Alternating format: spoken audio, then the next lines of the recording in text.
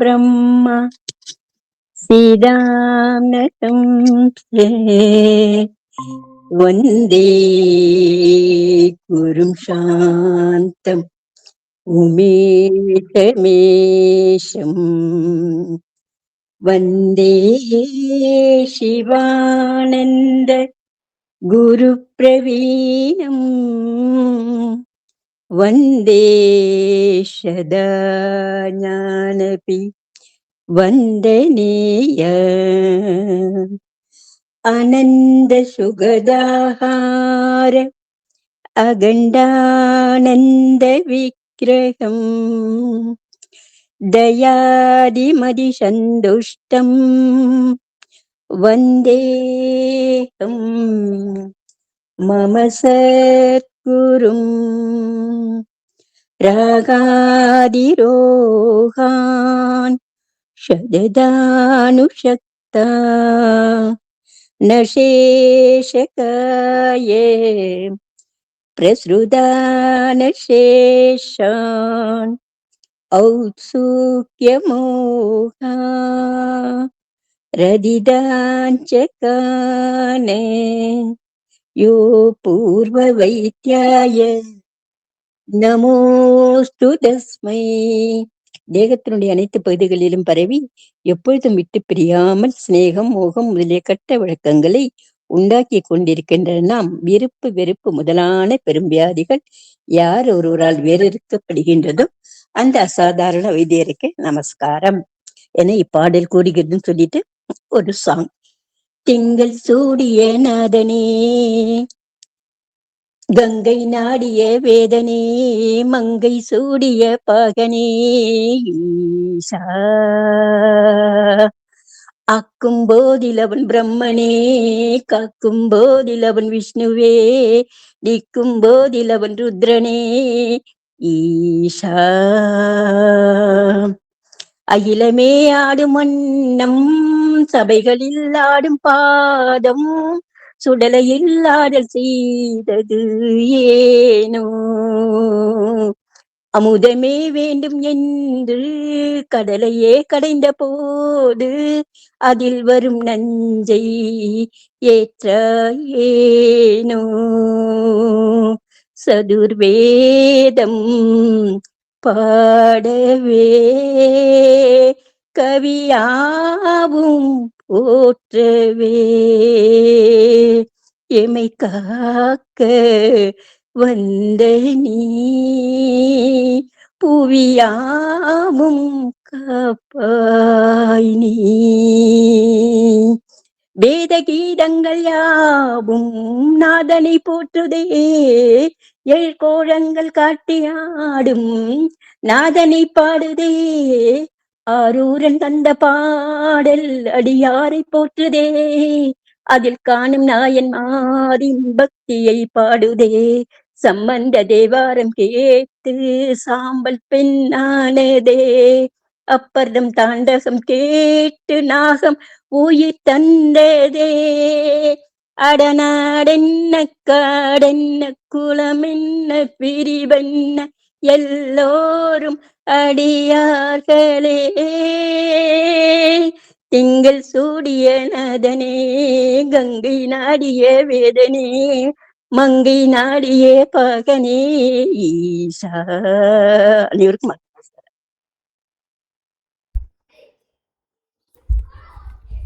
உடம்பினுடைய சகலவிதமான பாகங்களிலும் பரவி எப்பொழுதும் விட்டு பிரியாமல் ஸ்நேகம் மோகம் முதலிய கெட்ட வழக்கங்களை உண்டாக்கி கொண்டிருக்கின்ற ராகத்து வேசாதிகளான விருப்பு வெறுப்பு எனும் பெரும் வியாதிகள் யார் ஒருவரால் வேறொரு அறுக்கப்படுகிறதோ அந்த அசாதாரண வைத்தியருக்கே நமஸ்காரம்.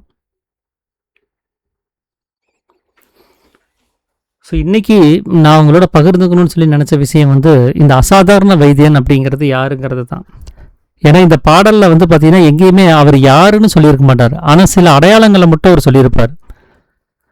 உடம்பினுடைய எல்லா பாகங்களிலும் அவர் பரவி இருக்கிறாரு, அவர் எப்பவுமே பிரியாமல் இருக்கிறாரு, அவர் தான் விருப்பு வெறுப்புங்கிற பெரும் வியாதிகளை வேரோட அறுக்கிறவராக இருக்கிறாரு. அப்படிப்பட்டவர் யாராக இருக்கிறாரோ அவருக்கு நமஸ்காரம்னு சொல்லிட்டு இதெல்லாம் ஒரு அடையாளமாக சொல்லிட்டு சாமி அடுத்தது அத்தியாயம் 1 ஸ்டார்ட் பண்ணியிருப்பார். ஸோ அந்த அசாதாரண வைத்தியரை பற்றி அந்த 4 வரியில் இருக்கக்கூடிய பாடல்களில் அவர் சொல்லலை, ஒரு அடையாளத்தை மட்டும் சொல்லிட்டாரு. ஆனால் அவர் யார் அப்படிங்கிறத சித்த வேதத்தினுடைய எல்லா அத்தியாயங்களிலுமே பேசி வச்சிருக்கிறார். அவரை பற்றி தான் அந்த முழு தொகுப்புமே இருக்கும். 22 அத்தியாயங்களிலுமே அந்த அசாதாரண வைத்தியரை பற்றி அவர் பேசாத இடமே இருக்க முடியாது. அந்த அசாதாரண வைத்தியர் அப்படிங்கிறது அது சமீரணன் அப்படின்னு சொல்லக்கூடிய கதி. அது அந்த சமீரணன் சொல்லக்கூடிய கதி தான் நம்முடைய உடம்பினுடைய எல்லா பாகங்களிலும் பரவக்கூடிய ஜீவசக்தியான வாயுவினுடைய களங்கமில்லாத தன்மை. அந்த அசாதாரண வைத்தியனாக இருக்கக்கூடிய அந்த ஜீவசக்தியான வாயு தான் நம்ம உடம்பை விட்டு எப்போதுமே பிரியாமல் இருக்கக்கூடிய நிலைமையில் இருக்குது. அந்த வாயு நம்மில் அடங்கும் போது மட்டும்தான் நமக்கு இந்த வெறுப்புங்கிற குணாதிசயங்கள் இருக்கிறது இல்லை. அந்த வாயு வெளியில் வியாபிக்கும் போது அந்த வெறுப்புன்னு சொல்லக்கூடிய குணாதிசயங்கள் உண்டாயிருது.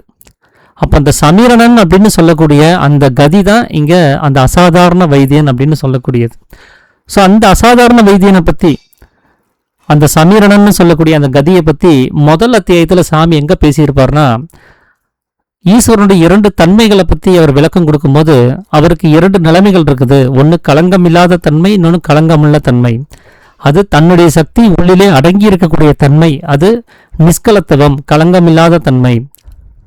தன்னுடைய சக்தி வெளியில் வியாபிக்கும் போது களங்கத்துவம், அது சகலத்துவம், அது களங்கமுள்ள தன்மை அப்படின்னு சொல்லியிருப்பார்.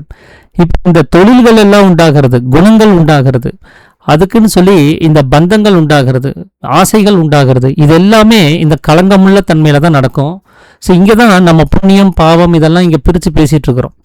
ஆனால் களங்கமில்லாத தன்மையில் அந்த ஈஸ்வரன் இருந்துட்டாருன்னு சொன்னால் அங்கே நல்ல செயல்னோ கெட்ட செயல்னோ நல்லவனோ கெட்டவனோ எந்த ஒரு குணாதிசயத்தையும் அங்கே பார்க்க முடியாது. அப்படி எதுவுமே இல்லாத ஒரு நிலைமையில் இருக்கும். அது ஈஸ்வரன் அப்படின்னு சொல்லக்கூடிய தன்மைனாலே அது களங்கமில்லாத தன்மை தான். அப்படி களங்கமில்லாத ஈஸ்வரனுக்கு தான் கலங்கப்படும் போது அதுக்கு ஏகப்பட்ட பெயர்கள் வருது. கலங்கப்படும் போது முதல்ல பிரம்மம்னு சொல்கிறோம், அப்புறம் ஜீவன்னு சொல்கிறோம், அப்புறம் மனசுன்னு சொல்கிறோம், அப்புறம் அகங்காரம்னு சொல்கிறோம், அப்புறம் உடம்புங்கிறோம், அப்புறம் உலகம்ங்கிறோம். இப்படி ஏகப்பட்ட விஷயங்களை நம்ம அதுக்கப்புறம் களங்கமுள்ள தன்மையில் இவ்வளோ பிரிவுகளை நம்ம பார்த்துட்டே இருக்கிறோம். ஆனால் களங்கமில்லாத தன்மையில் ஒன்றே ஒன்று தான், அது ஈஸ்வரன். அதுக்கு எதுவுமே கிடையாது அப்படிங்கிற நிலைமையிலேயே அங்கே நிற்க வேண்டியதாக இருக்குது. அதே அத்தியாயத்தில் அந்த அறிவாக இருக்கக்கூடிய ஜீவசக்தியான வாயுவை பற்றியும் சொல்லியிருப்பார். எப்போ ஜீவசக்தியான வாயு நம்மில் தீர்ந்து போகுதோ, அது நமக்குள்ளார இல்லாமல் அது வெளியில் வியாபிக்குதோ, அப்போ அறியாமை மாயை அப்படின்னு சொல்லியிருப்பார். அப்போ நாம் அறிவதற்கு காரணமாக இருக்கக்கூடிய ஜீவசக்தியான வாயு அது உள்ளுக்குள்ளாரே இருக்க வேண்டியது, அது இல்லாமல் ஆகும்போது மாயைங்கிற ஒரு நிலைமையை உண்டு பண்ணுது. அது எப்போ உள்ளிலே அடங்கி இருக்குதோ அந்த நிலைமைக்கு பேர் தான் சமீரணன் அப்படிங்கிறது. அது பிரம்மரந்திரத்தோடு தொட்டுக்கிட்டே இருக்கக்கூடிய ஒரு நிலைமை. அது உள்ளுக்குள்ளார இல்லாமல் வெளியில் வியாபிக்கும் போது அது பிரம்மரந்திரத்தோட தொடுறதில்லை, ஆனால் வெளியில் இருக்கக்கூடிய உலகத்தோடு தொட்டுக்கிட்டு இருக்கும். உலகம்ங்கிற அவஸ்தையை உண்டு பண்ணி அதோட பந்தப்பட்டு இருக்கும்.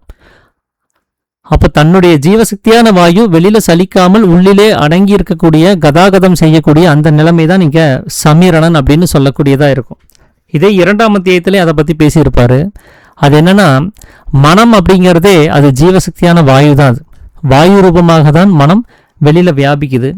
அப்படி வெளியில் வியாபிக்கக்கூடிய மனம் எப்போ பூர்வ மத்தியத்தில் அடங்கி இருக்குதோ, எப்போ அடங்கிய மனமாக இருக்குதோ, அதுதான் புரோகிதர், அதுதான் குருங்கிற ஸ்தானத்தை அடையிறது.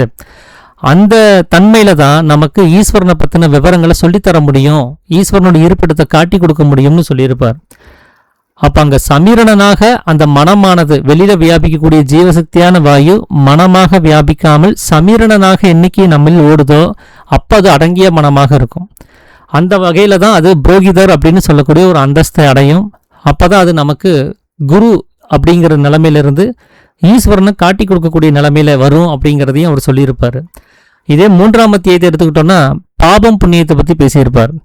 அதுலேயும் பாருங்க, நாம் செயல்முறையில் நமக்கு புண்ணியம்னோ பாபம்னோ எதுவுமே கிடையாது.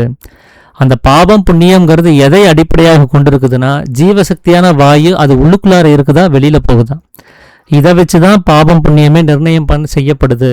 ஏன்னா தனமாக இருக்கக்கூடிய அந்த ஜீவனானது தீர்ந்து போகிறதே இந்த வாயுவினுடைய வெளிப்பாட்டால் தான்.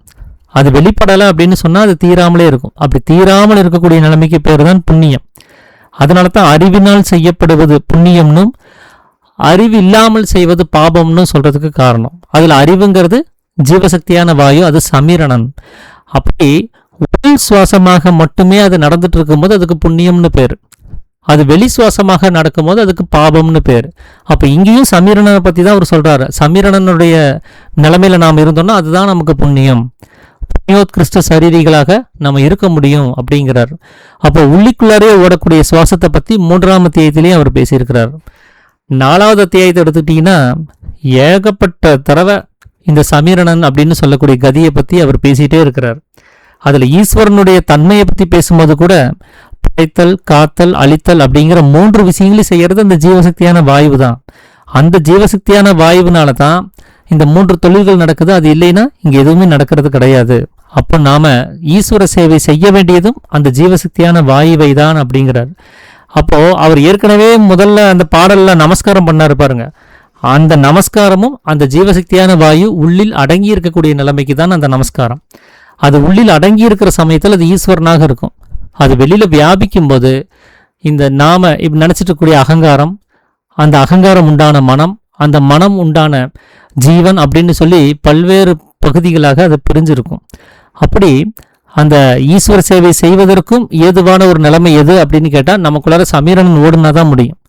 சமீரணன் ஓடாமல் நம்முடைய சுவாசமானது வெளிமுகமாக பயணப்பட்டுச்சுன்னா அது ஈஸ்வர சேவையே ஆகாதுங்கிறார். அப்போ ஈஸ்வர சேவை செய்யறதுக்கும் நமக்குள்ளார சமீரணன் ஓட வேண்டியது இருக்குது. அப்போ அதை செய்ய முடியும். ஈஸ்வர சேவை அப்படிங்கிறது எதுக்காக செய்கிறோம்? மோட்சம் அப்படிங்கிற ஒரு நிலைமை அடையிறதுக்காக. ஆனால் சாமி என்ன சொன்னார்? நீ முதல்ல மோட்சம் அடைஞ்சாதான் ஈஸ்வர சேவையை செய்ய முடியும். மோட்சங்கிறது என்ன? பந்தத்திலிருந்து விடுதலையாகிறதுன்னு சொல்லியிருந்தார். பந்தம்ங்கிறது என்ன? ஜீவன் வாயுவாக வெளியில சலிச்சு இந்த உலகம்ங்கிற அவஸ்தையை உண்டு பண்ணி வெளியில இருக்கக்கூடிய விஷயங்களை பற்றி பிடித்து புலம்பிக் கொண்டிருக்கிறது. எப்போ இந்த பற்றுகள்ல இருந்து இந்த ஜீவன் விடுதலையாகுதோ அப்போ தன்னுடைய சக்தியை தனக்குள்ளார நிலைநிறுத்தி வச்சிருக்கும். அப்போ அந்த வாயுவானது வெளியில சலிக்காம தன் உள் முகத்திலேயே மேலும் கீழும் கதாகதம் நடந்துட்டு இருக்க வேண்டிய நிலைமையில இருக்கும். அதுதான் சமீரணன்னு சொல்லக்கூடிய நிலைமை. அதைத்தான் இங்க மோட்சம்னு சொல்றார். மோட்சம்னா என்ன? சமீரணன் நம்மில் ஓடும்போது நம்ம மோட்சம்ங்கிற ஒரு நிலைமையை அனுபவிச்சுட்டு இருப்போம். அந்த மோட்சங்கிற நிலைமையை அனுபவிக்காமல் நாம் ஈஸ்வர சேவைங்கிறது செய்ய முடியறது கிடையாது.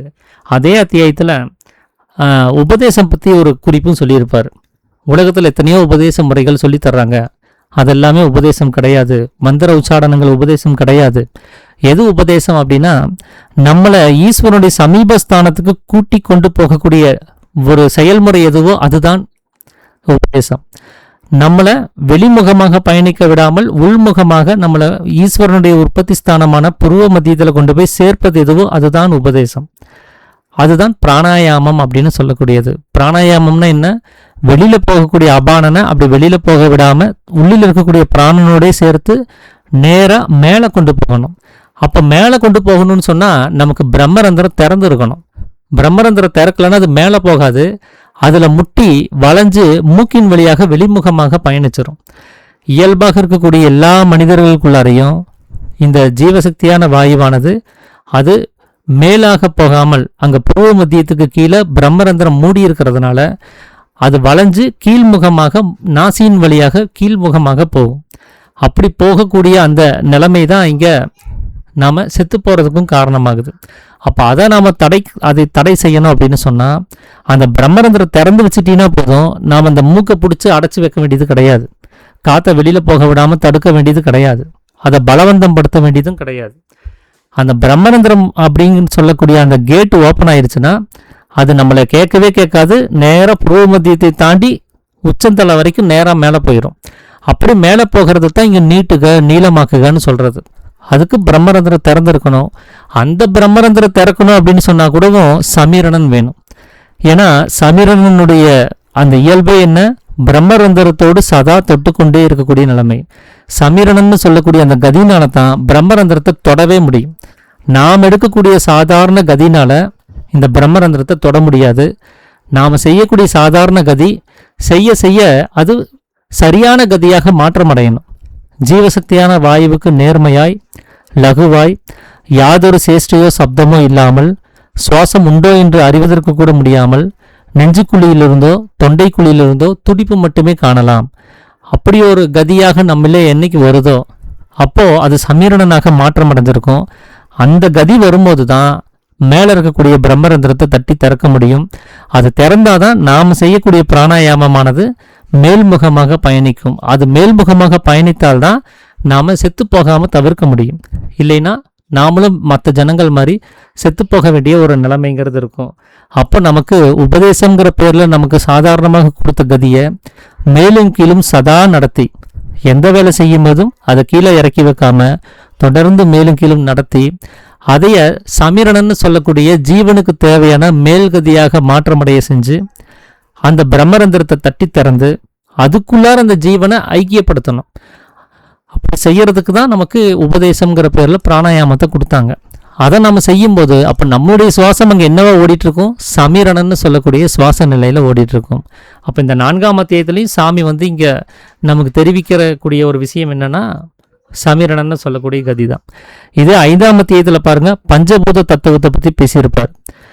அக்ஷரமாக இருக்கக்கூடிய ஒரு பொருள் அது தானாக ஆகாசமாகி, அந்த ஆகாசத்திலிருந்து வாயு உற்பத்தியாகி, அந்த வாயுவிலிருந்து அக்கினி உற்பத்தியாகி, அந்த அக்கினியிலிருந்து ஜலம் உற்பத்தியாகி, ஜலத்திலிருந்து பிருத்திவி இந்த உடம்பு அதுவும் உற்பத்தி ஆகுது, நிலம் அதுவும் உற்பத்தி ஆகுது. ஸோ இது எல்லாமே ஒரு சலனத்தன்மை தான். இப்போ நம்ம தூங்கிட்டு இருக்கிறோம் அப்படின்னு சொன்னால் நமக்கு இந்த பஞ்சபூதங்களே கிடையாது.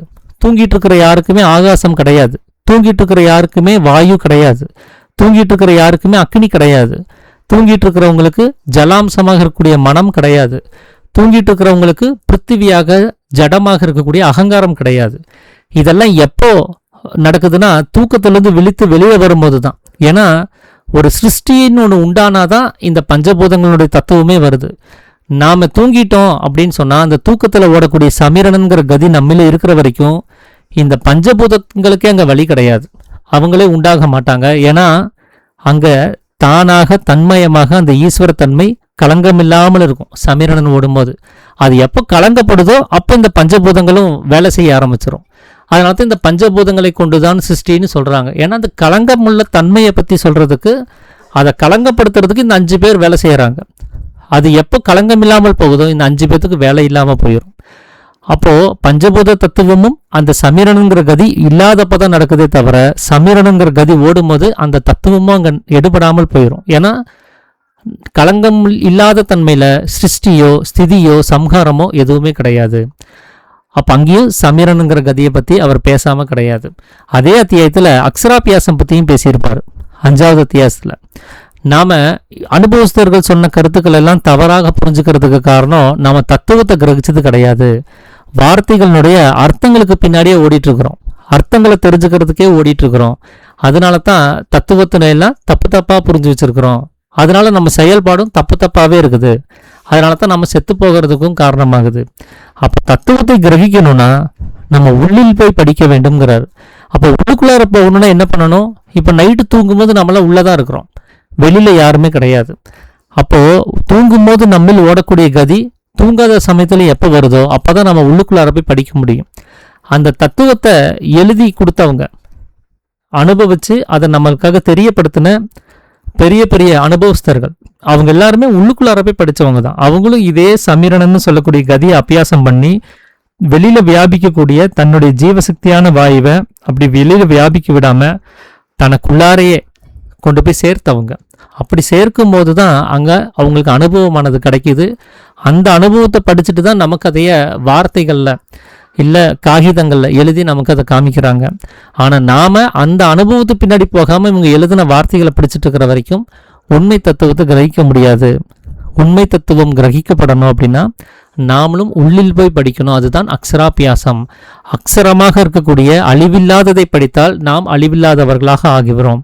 நாம் படிக்கிறதெல்லாம் அழிவுள்ள தன்மையிலேயே படிக்கிறோம், அதனால் அழிந்து போகக்கூடிய நிலைமையிலே இருக்கிறோம் அப்படிங்கிறதையும் சாமி அதில் தெளிவுபடுத்தியிருப்பார். அப்போ இங்கேயும் அந்த சமீரணன்னு சொல்லக்கூடிய கதி ஓடும்போது தான் நாம் படிக்கிறோங்கிற அர்த்தமே வருது. அதுதான் அக்ஷராபியாசம்னு சொல்லக்கூடியது. இல்லைன்னா படிப்புங்கிறது கிடையாதுங்கிற நிலைமையில தான் இருக்கிறோம். அதே 7ஆம் அத்தியாயத்தில் கவனித்து பார்த்தீங்கன்னா 3 விஷயங்களை பற்றி பேசுவார். சொப்பனம், சுளுத்தி, ஜாக்கிரதைங்கிறது. அதில் சாமி கொடுக்கக்கூடிய விளக்கத்தை கவனித்து பார்த்தோன்னா இந்த உலகம்ங்கிற அவஸ்தை இருக்கக்கூடியது, அது கனவு. அதே இந்த உலகம்ங்கிற அவஸ்தை இல்லாமல் இருக்கக்கூடியது, அது தூக்கம், அது அறியாமை, தன்னை அறியாமல் இருக்கக்கூடிய ஒரு நிலைமை. ஆனால் தன்னை அறிந்த நிலைமை, தான் யாருன்னு தெரிந்து கொண்ட அந்த நிலைமை, அதுதான் ஜாக்கிரதைன்னு சொல்லியிருப்பாரு. இப்போ நான் என்ன படிக்கணும்னு சொன்னால் நான் உள்ளுக்குள்ளார போய் படிக்கணும். நான் வெளியில் இருக்கக்கூடிய விஷயங்களை பார்த்துட்டு இருந்தேன்னா வெளியில் இருக்கிற விஷயத்தை தான் படிப்போம்.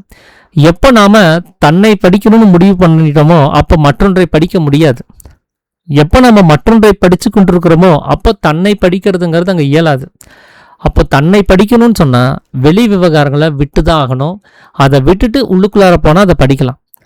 அப்படி உள்ளுக்குள்ளார போகக்கூடிய அந்த நிலைமைக்கு பேர் தான் சாமி ஜாக்கிரதை அப்படின்னு 7ஆம் அத்தியாயத்தில் சொல்லியிருப்பாரு. அந்த ஜாக்கிரதைங்கிற நிலைமை நமக்கு வரணும்னா கூட நமக்குள்ளார அந்த சமீரணன்கிற கதி ஓடாமல் வராது. தன்னுடைய ஜீவசக்தியான வாயு தன்னில் அடங்கி இருக்கக்கூடிய அந்த நிலைமைக்கு பேர் தான் சமீரணன்கிறது. அதுதான் 7ஆம் அத்தியாயத்தில் சாமி சொல்லக்கூடிய ஒரு தீர்வாக இருக்கும். அதுதான் ஜாக்கிரதை அப்படிங்கிறது. இதே 8ஆம் அத்தியாயத்தில் கவனித்து பார்த்தீங்கன்னா கர்மம் அப்படிங்கிற ஒரு டாப்பிக்கை பற்றி பேசியிருப்பார். அது ஜீவசக்தியான வாயு, அது தன்னிலிருந்து சலித்து வெளியில் போகக்கூடிய நிலைமை.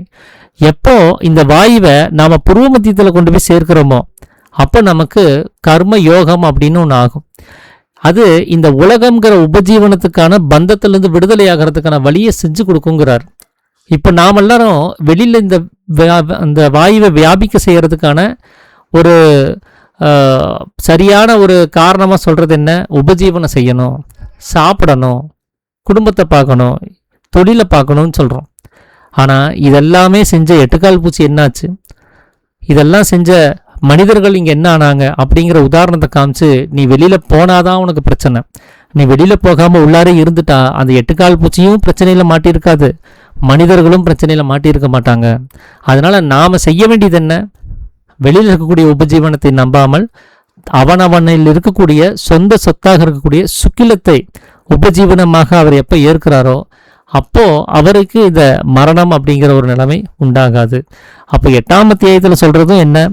தன்னுடைய ஜீவசக்தியான வாயுவை வெளியில விடாமல் தன்னுடைய புருவ மத்தியத்திலே கொண்டு போய் சேர்க்கிறது தான் கர்ம யோகம் அப்படின்னு சொல்லி அங்கேயும் சமீரணனை பற்றி தான் அவர் பேசியிருப்பார். அதே போல் 9ஆவது அத்தியாயத்தில் 3 குணங்களை பற்றி அவர் பேசியிருப்பார். பிரம்மாவுக்கான குணம் என்ன, விஷ்ணுவுக்கான குணம் என்ன, சிவனுக்கான குணம் என்ன, அதாவது அகங்காரம், மனம், ஜீவன், இந்த 3னுடைய தன்மைகளை பற்றி அவருங்க பேசியிருப்பார். ஆக்சுவலாக சிவனுக்கு சத்வகுணம் தான் அவருடைய சரியான குணம். ஆனால் அவர் வேலை செய்யும்போது, அழிக்கும் தொழிலை செய்யும் போது மட்டும் அவர் தமோ குணத்தோடு வந்துடுவார். ஏன்னா அப்போது வெளிமுகமாக அவர் பயணப்பட வேண்டியதாக இருக்கும் வேலை செய்யும் போது. அதே மாதிரி மனதனுடைய ஒரு இயல்பான குணம் என்ன அப்படின்னா அது ரஜோகுணம் அது. ஆனால் அவர் வேலை செய்யும் போது ஒரு சிருஷ்டி செய்யணுமேங்கிறதுக்காக சத்வகுணத்தோடு அவர் வந்துடுவார். அதே இவருடைய இந்த காக்கும் தொழிலை செய்யும் போது மட்டும் சத்வகுணத்தோடு வந்துடுவார். பிரம்மாவுக்கு தான் சிருஷ்டி செய்யறதுக்கான ரஜோகுணத்தோடு அவர் வேலை செய்வார். ஆனால் அவருடைய இயல்பான குணம் தமோ குணம்.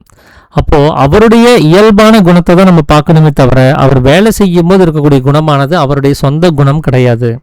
அதனால் ஜீவன் அப்படிங்கிறது சத்வகுணம் தான், அது மனம் அப்படிங்கிறது ரஜோகுணம் தான், அகங்காரம் அப்படிங்கிறது தமோ குணம் தான்.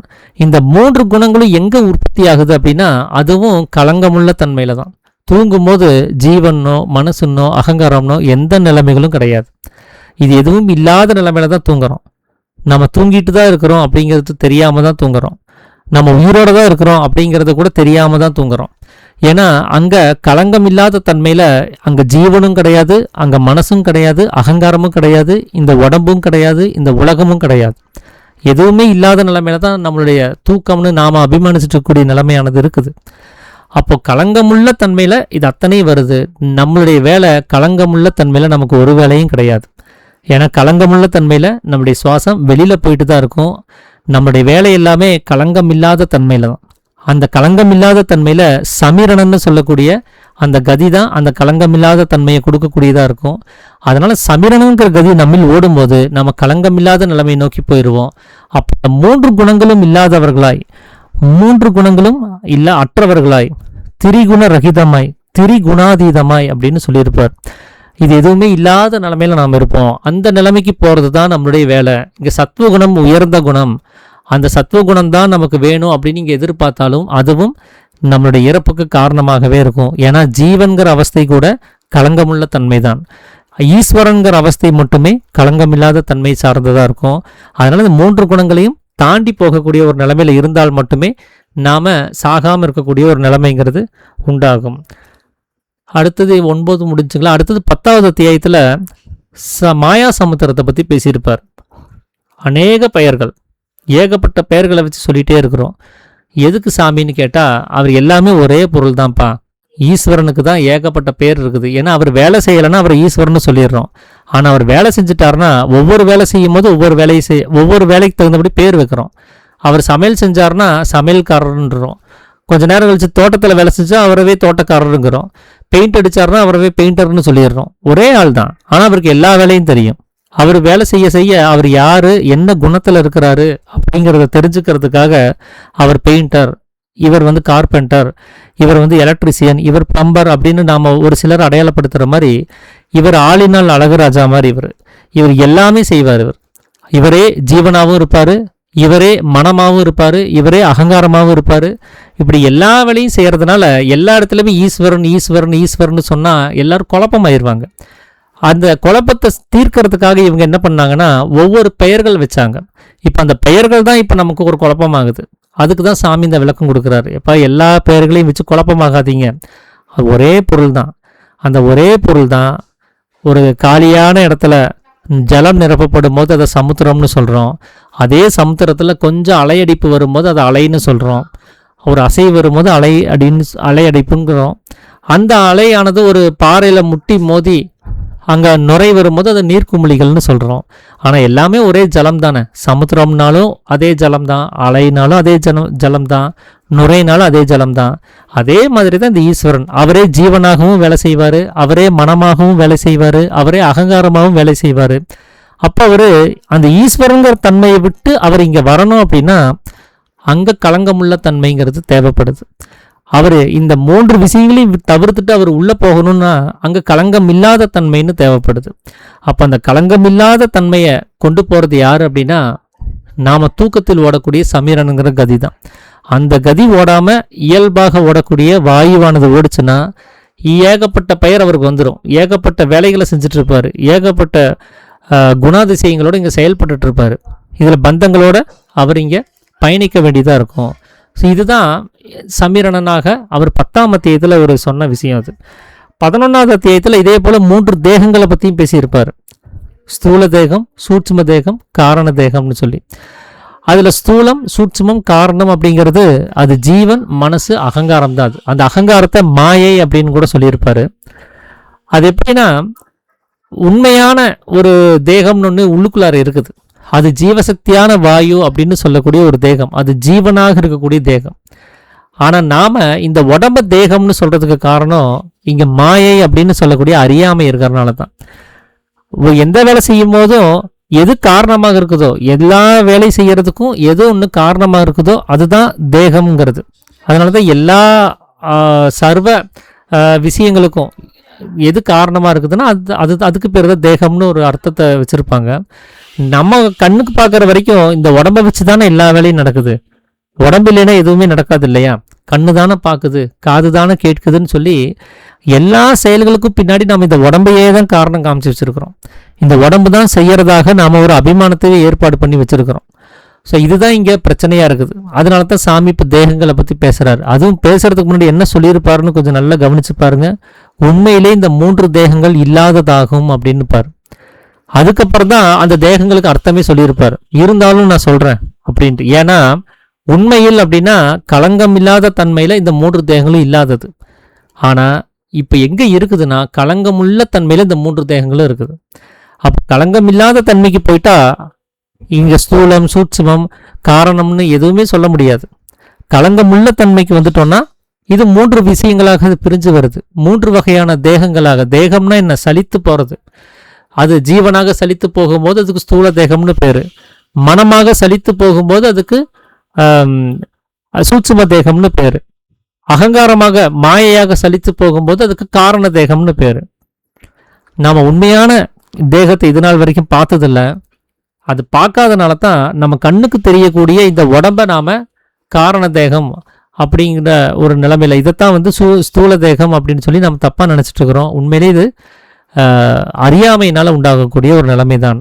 நாம் ஜாக்கிரதை நிலைமைக்கு வந்துட்டோம்னு சொன்னால் இந்த 3 தேகங்களுமே அங்கே கண்டிப்பாக இருக்க போகிறதில்ல அப்படிங்கிறது தான் சாமி வந்து இங்கே சொல்லக்கூடியது. 12வது அத்தியாயத்தில் விசேஷ அக்னியை பற்றி பேசியிருப்பார். ஒரு விசாரணை அப்படின்னு சொல்லக்கூடிய விசேஷ அக்னி வச்சு எது நித்தியம் எது அநித்தியம்ங்கிறத தெரிஞ்சுக்கணும் அப்படின்ட்டு. விசேஷம் அப்படின்னு சொன்னாலே அறிவு தான். அறிவு அப்படின்னாலே அது ஜீவசக்தியான வாயு. அது உள்ளுக்குள்ளார அடங்கி இருக்கக்கூடிய நிலைமையில தான் அது அறிவோடு இருக்கும். அந்த வாயு வெளியில் வியாபிக்கும் போது அது அறிவுன்னு சொல்ல முடியாது. அது உள்ளில் அடங்கிய நிலைமைக்கு பேர் தான் அறிவுன்னு பேர். அது வெளியில் வியாபிக்கும் போது அதுக்கு அறியாமை அப்படின்னு பேர். அப்போ உள்ளுக்குள்ளாரையே அடங்கி இருக்கக்கூடிய அந்த நிலைமைக்கு அந்த நிலைமையில நாம் எது நித்தியம் எது அநித்தியங்கிறத புரிஞ்சுக்க முடியும். நம்ம சக்தி வெளியில் வியாபிக்கிற வரைக்கும் நம்ம கண்ணில் பார்க்குறத தான் உண்மைன்னு நம்புவோம். இந்த உலகம் எப்படி நமக்கு உண்மைன்னு தோணுது, ஏன்னா நம்ம வெளியில் வந்துட்டோம். இதே உள்ளுக்குள்ளார போயிட்டோம்னா உலகம் நமக்கு பொய்யா போயிடும். இப்போ நம்ம வெளியில் இருக்கிறதுனால உள்ளே இருக்கிற விஷயமெல்லாம் பொய்யா இருக்குது. பிரம்மம்னா என்ன, ஈஸ்வரனா என்ன, கடவுள்னா யார் அப்படின்னு சொல்லி கேள்வி கேட்டுருக்குறோம். ஆனால் உள்ளார இருந்தோம்னா நமக்கு உலகம்னா என்னன்னு நம்ம கேள்வி கேட்போம். உலகத்தை நாம் நம்ப மாட்டோம், ஏன்னா அது இல்லாமல் போயிடும். இப்போ நாம் நித்தியம் அப்படின்னு சொல்லக்கூடியது உள்ளுக்குள்ளார இருக்குது, அநித்தியம் அப்படின்னு சொல்லக்கூடியது வெளியில் இருக்குது. இப்போ நான் நித்தியத்துக்குள்ளார இருக்கணுமா அநித்தியத்துக்குள்ளார இருக்கணுமா? ஸோ இந்த கேள்வியை நாம் கேட்டு அதன்படி நம்ம நடக்கணும். எனக்கு நித்தியம்தான் வேணும் அப்படின்னு சொன்னால் நம்ம வெளியிலிருந்து பிரயோஜனம் கிடையாது. நம்ம உள்ளுக்குள்ளார போனால் தான் அதுக்கான வழிவகைகள் கிடைக்கும். அப்போ நாம் உள்ளே போகிறதுக்கு இங்கே சமீரணன்னு சொல்லக்கூடிய அந்த களங்கமில்லாத தன்மைக்கு நம்மளை கூட்டிகிட்டு போகிறதுக்கு அங்கே ஒரு வஸ்து நமக்கு வேணும். அது இல்லைன்னா அதுவும் முடியாது. அதுதான் இங்கே 12ஆம் அத்தியாயம் மூலமாக அவர் சாமி சொல்கிறது, உள்ளுக்குள்ளார போயிரு, நித்தியமாக இருக்கக்கூடிய வஸ்துவை பிடிச்சிக்கோ, உனக்கு இந்த அநித்தியமாக இருக்கக்கூடிய மாயையிலேருந்து விடுதலையாக முடியும் அப்படின்னு சொல்லியிருப்பார். 13வது அத்தியாயத்தில் அன்னம் பற்றி பேசியிருப்பார். நாம் இயல்பாக சாப்பிடக்கூடிய சாப்பாட்டுக்கு தான், இந்த உபஜீவனத்துக்கு தான் வாயு வெளியில் வரணும், வேலைக்கு போகணும், சம்பாதிக்கணும், வீட்டில் கொண்டு வந்து கொடுத்து பொருள்களை சேர்த்து வச்சு சமையல் செஞ்சு சாப்பிடணும், குடும்பத்தை பார்த்துக்கணும், தொழில்களை பார்த்துக்கணும். இப்படி கமிட்மெண்ட் எல்லாமே இந்த வெளியில் இருக்கக்கூடிய ஆகாரத்துக்காக தான். ஆனால் உண்மையாகவே அந்த ஆகாரத்துக்காக ஓடினவங்க எல்லாரும் இங்கே என்ன ஆனாங்க அப்படின்னா செத்து தான் போயிருக்கிறாங்க. அப்போது யார் சாகாமல் இருக்கிறாங்க அப்படின்னா இந்த ஆகாரத்து மேலே கவலைப்படாமல் உள்ளுக்குள்ளார போய் தன்னுடைய ஜீவனை படித்தவங்க, தன்னுடைய ஜீவனை உள்ளுக்குள்ளார அடக்கி நிறுத்தினவங்க, அவங்க தான் சாகாத நிலைமைக்கு போயிருக்கிறாங்க. அப்போ அதுக்கு நாம் கொஞ்சம் கொஞ்சமாக நம்மளுடைய முன்னேற்றத்தை எடுத்து வைக்கணும். வெளி விவகாரங்கள்லேருந்து நம்மளை தவிர்த்துக்கிட்டு உள்முக பயணத்துக்குள்ளார நம்ம ஈடுபட ஆரம்பிக்கணும். அப்படி அந்த உள்முக பயணத்துக்குள்ளார போகிறது தான் இங்கே அன்னம் அப்படின்னு சொல்லக்கூடியது. நம்மளிலிருந்து சலித்து வெளியில் போகக்கூடிய அசுவாக இருக்கக்கூடிய பிராணனை அப்படி வெளியில் போக விடாமல் தடுத்து நிறுத்துவதற்கு பேர் தான் அன்னம். ஜீவசக்தியான வாயுவை உள்ளிலே உட்கொள்வதற்கு பேர் தான் அன்னம் அப்படின்னு சொல்லி அவர் அந்த அத்தியாயத்தில் வந்து சொல்லியிருப்பார். அந்த அன்னத்தை புசிக்காமல் நாம் இந்த மரணத்திலேருந்து தப்பிக்க முடியாது. ஆனால் நாம் இங்கே ஒரு அன்னத்தை சொல்லிட்டு இருக்கிறோம் பாருங்க, சாதம், இட்லி, தோசைன்ட்டு. இதை புசிச்சுட்டு இருந்தோம்னு சொன்னால் நம்ம செத்து தான் போக வேண்டியது இருக்கும். ஏன்னா இது நாள் வரைக்கும் சாப்பிட்டவங்க எல்லாருமே செத்து தான் போயிருக்காங்க, யாரும் இங்கே உயிரோடு இருந்தது கிடையாது. அடுத்ததாக 14வது அத்தியாயங்களில் திசைகளை பற்றின விவரங்களை சொல்லியிருப்பார். வடக்கு, தெற்கு, கிழக்கு, மேற்கு, இது எல்லாமே நம்ம ஜீவசக்தியான வாயு எங்கே இருக்குதுங்கிறத பொறுத்து தான் அவர் திசைகளை நிர்ணயம் பண்ணியிருப்பார். நம்மளை மாதிரி சூரியனை மையப்படுத்தி அந்த திசைகள் இருக்காது. ஜீவசக்தியான வாயு கீழ்முகமாச்சா அதுக்கு தெற்கு, ஜீவசக்தியான வாயு வடக்கு முகமாக மேல் பாகத்துக்கு போச்சா அதுக்கு பேர் வடக்கு, ஜீவசக்தியான வாயு புருவ மத்தியத்தில் அதனுடைய சொந்த ஸ்தானமான அந்த உற்பத்தி ஸ்தானத்தில் இருக்குதா அதுக்கு பேர் கிழக்கு. இப்போ நமக்கு மேற்கு அப்படின்னு சொல்லக்கூடிய நிலைமையில் அது அஸ்தமனமாக இருக்குது. அது எப்போது கிழக்குங்கிற சூரிய உதயம் கிடைக்கும் அப்படின்னா இந்த பிராணனானது உள்ளிலே அடங்கி இருக்கக்கூடிய ஒரு நிலைமையில தான் கிடைக்கும். அப்போ அங்கேயும் சமிரணன் ஓடாமல் நம்ம பிராணனானது புருவ மத்தியத்தை நோக்கி வராது. அந்த பிராணன் புருவ மத்தியத்துக்கு வராமல் நம்ம வட திசைக்கு வர முடியாது. அந்த வடக்கு திசைக்கு வரலை அப்படின்னு சொன்னால் இந்த தட்சிணாமூர்த்தியாக இருக்கக்கூடியவர் அங்கே குருஸ்தானத்தில் வந்து உட்கார முடியாது. அப்போது வடவிருச்சமாக இருக்கக்கூடிய புருவ மத்தியத்துக்கு இந்த பிராணனாக இருக்கக்கூடிய சக்தி அது மேல்முகமாக பயணப்பட்டு புருவ மத்தியத்தில் வந்து உட்காரணும் அப்படின்னா நமக்குள்ள இந்த சமீரணன்னு சொல்லக்கூடிய கதி அபியாசம் செய்யாமல் அது உண்டாகாது. அப்போ இங்கேயும் இந்த திசைகளற்ற நிலைமைக்கு நாம் போகணும்னு சொன்னாலும் அங்கே நமக்கு இந்த சமீரணங்கிற கதி வேணும். ஏன்னா அங்கே போயிட்டோம்னா திசைகள்ங்கிறதே கிடையாது. களங்கமுள்ள தன்மைக்கு வந்துட்டோம்னா இது மேலே இருக்குது, இப்போ கீழே இறங்கி வந்துருச்சு, இப்போ எனக்கு மறைஞ்சிருச்சு, இப்போ உதயம் ஆயிடுச்சு, இதெல்லாம் இங்கே பேச முடியும். ஆனால் களங்கம் இல்லாத தன்மைக்கு போயிட்டோம்னா இது எதுவுமே பேச முடியாது. ஸோ அந்த நிலைமைக்கு நம்மளை போக வைக்கிறதுக்கு இங்கே பாலமாக இருக்கிறதே அந்த சமீரணன்னு சொல்லக்கூடிய இந்த கதி அபியாசம்தான். இது திசைகள் எப்படி தூக்க சமயத்தில் இல்லாமல் ஆகுதோ அதே போல தான் காலங்களும் இல்லாமல் ஆகுது. அது 15வது அத்தியாயத்தில் சாமி சொல்லியிருப்பார் காலங்களை பற்றி. 3 விதமான காலங்கள், எதிர்காலம், நிகழ்காலம், அப்புறம் இறந்த காலம். இதில் எல்லாருமே நிறையா மார்க்கங்கள் என்ன சொல்லுவாங்கன்னா, ப்ரெசண்ட்லேயே வாழணும், ப்ரெசண்ட்லேயே இருக்கணும், இப்போ என்ன பண்ணுறோமோ அது மேலேயே கவனத்தை வச்சுருக்கணும்னு சொல்லுவாங்க. ஆனால் அதையும் சாமி இங்கே சொல்லலை. அந்த காலமும் நமக்கு இடையூறானது தான். நீங்கள் ப்ரெசண்ட்டை நினச்சாலும் சரி, ஃப்யூச்சரை நினச்சாலும் சரி, பாஸ்ட்டை நினச்சாலும் சரி, உங்களுடைய எண்ணத்தில் இறந்த காலமோ எதிர்காலமோ நிகழ்காலமோ எது இருந்தாலும் சரி அங்கே ஜீவன் சலனமாகுதுன்னு அர்த்தம். நாம் எதிர்காலத்தை நினைக்கிறோம் அப்படின்னு சொன்னால் ஜீவன் விரயமாயிட்டு இருக்குதுன்னு அர்த்தம். நிகழ்காலத்தில் இருக்கிறோன்னு சொன்னால் மனம் வேலை செஞ்சுட்டு இருக்குதுன்னு அர்த்தம். நம்ம இறந்த காலத்தை நினச்சிட்டு இருக்கிறோன்னு சொன்னால் அனுபவங்களை யோசித்து பார்த்துட்டு இருக்கிறோன்னு அர்த்தம்.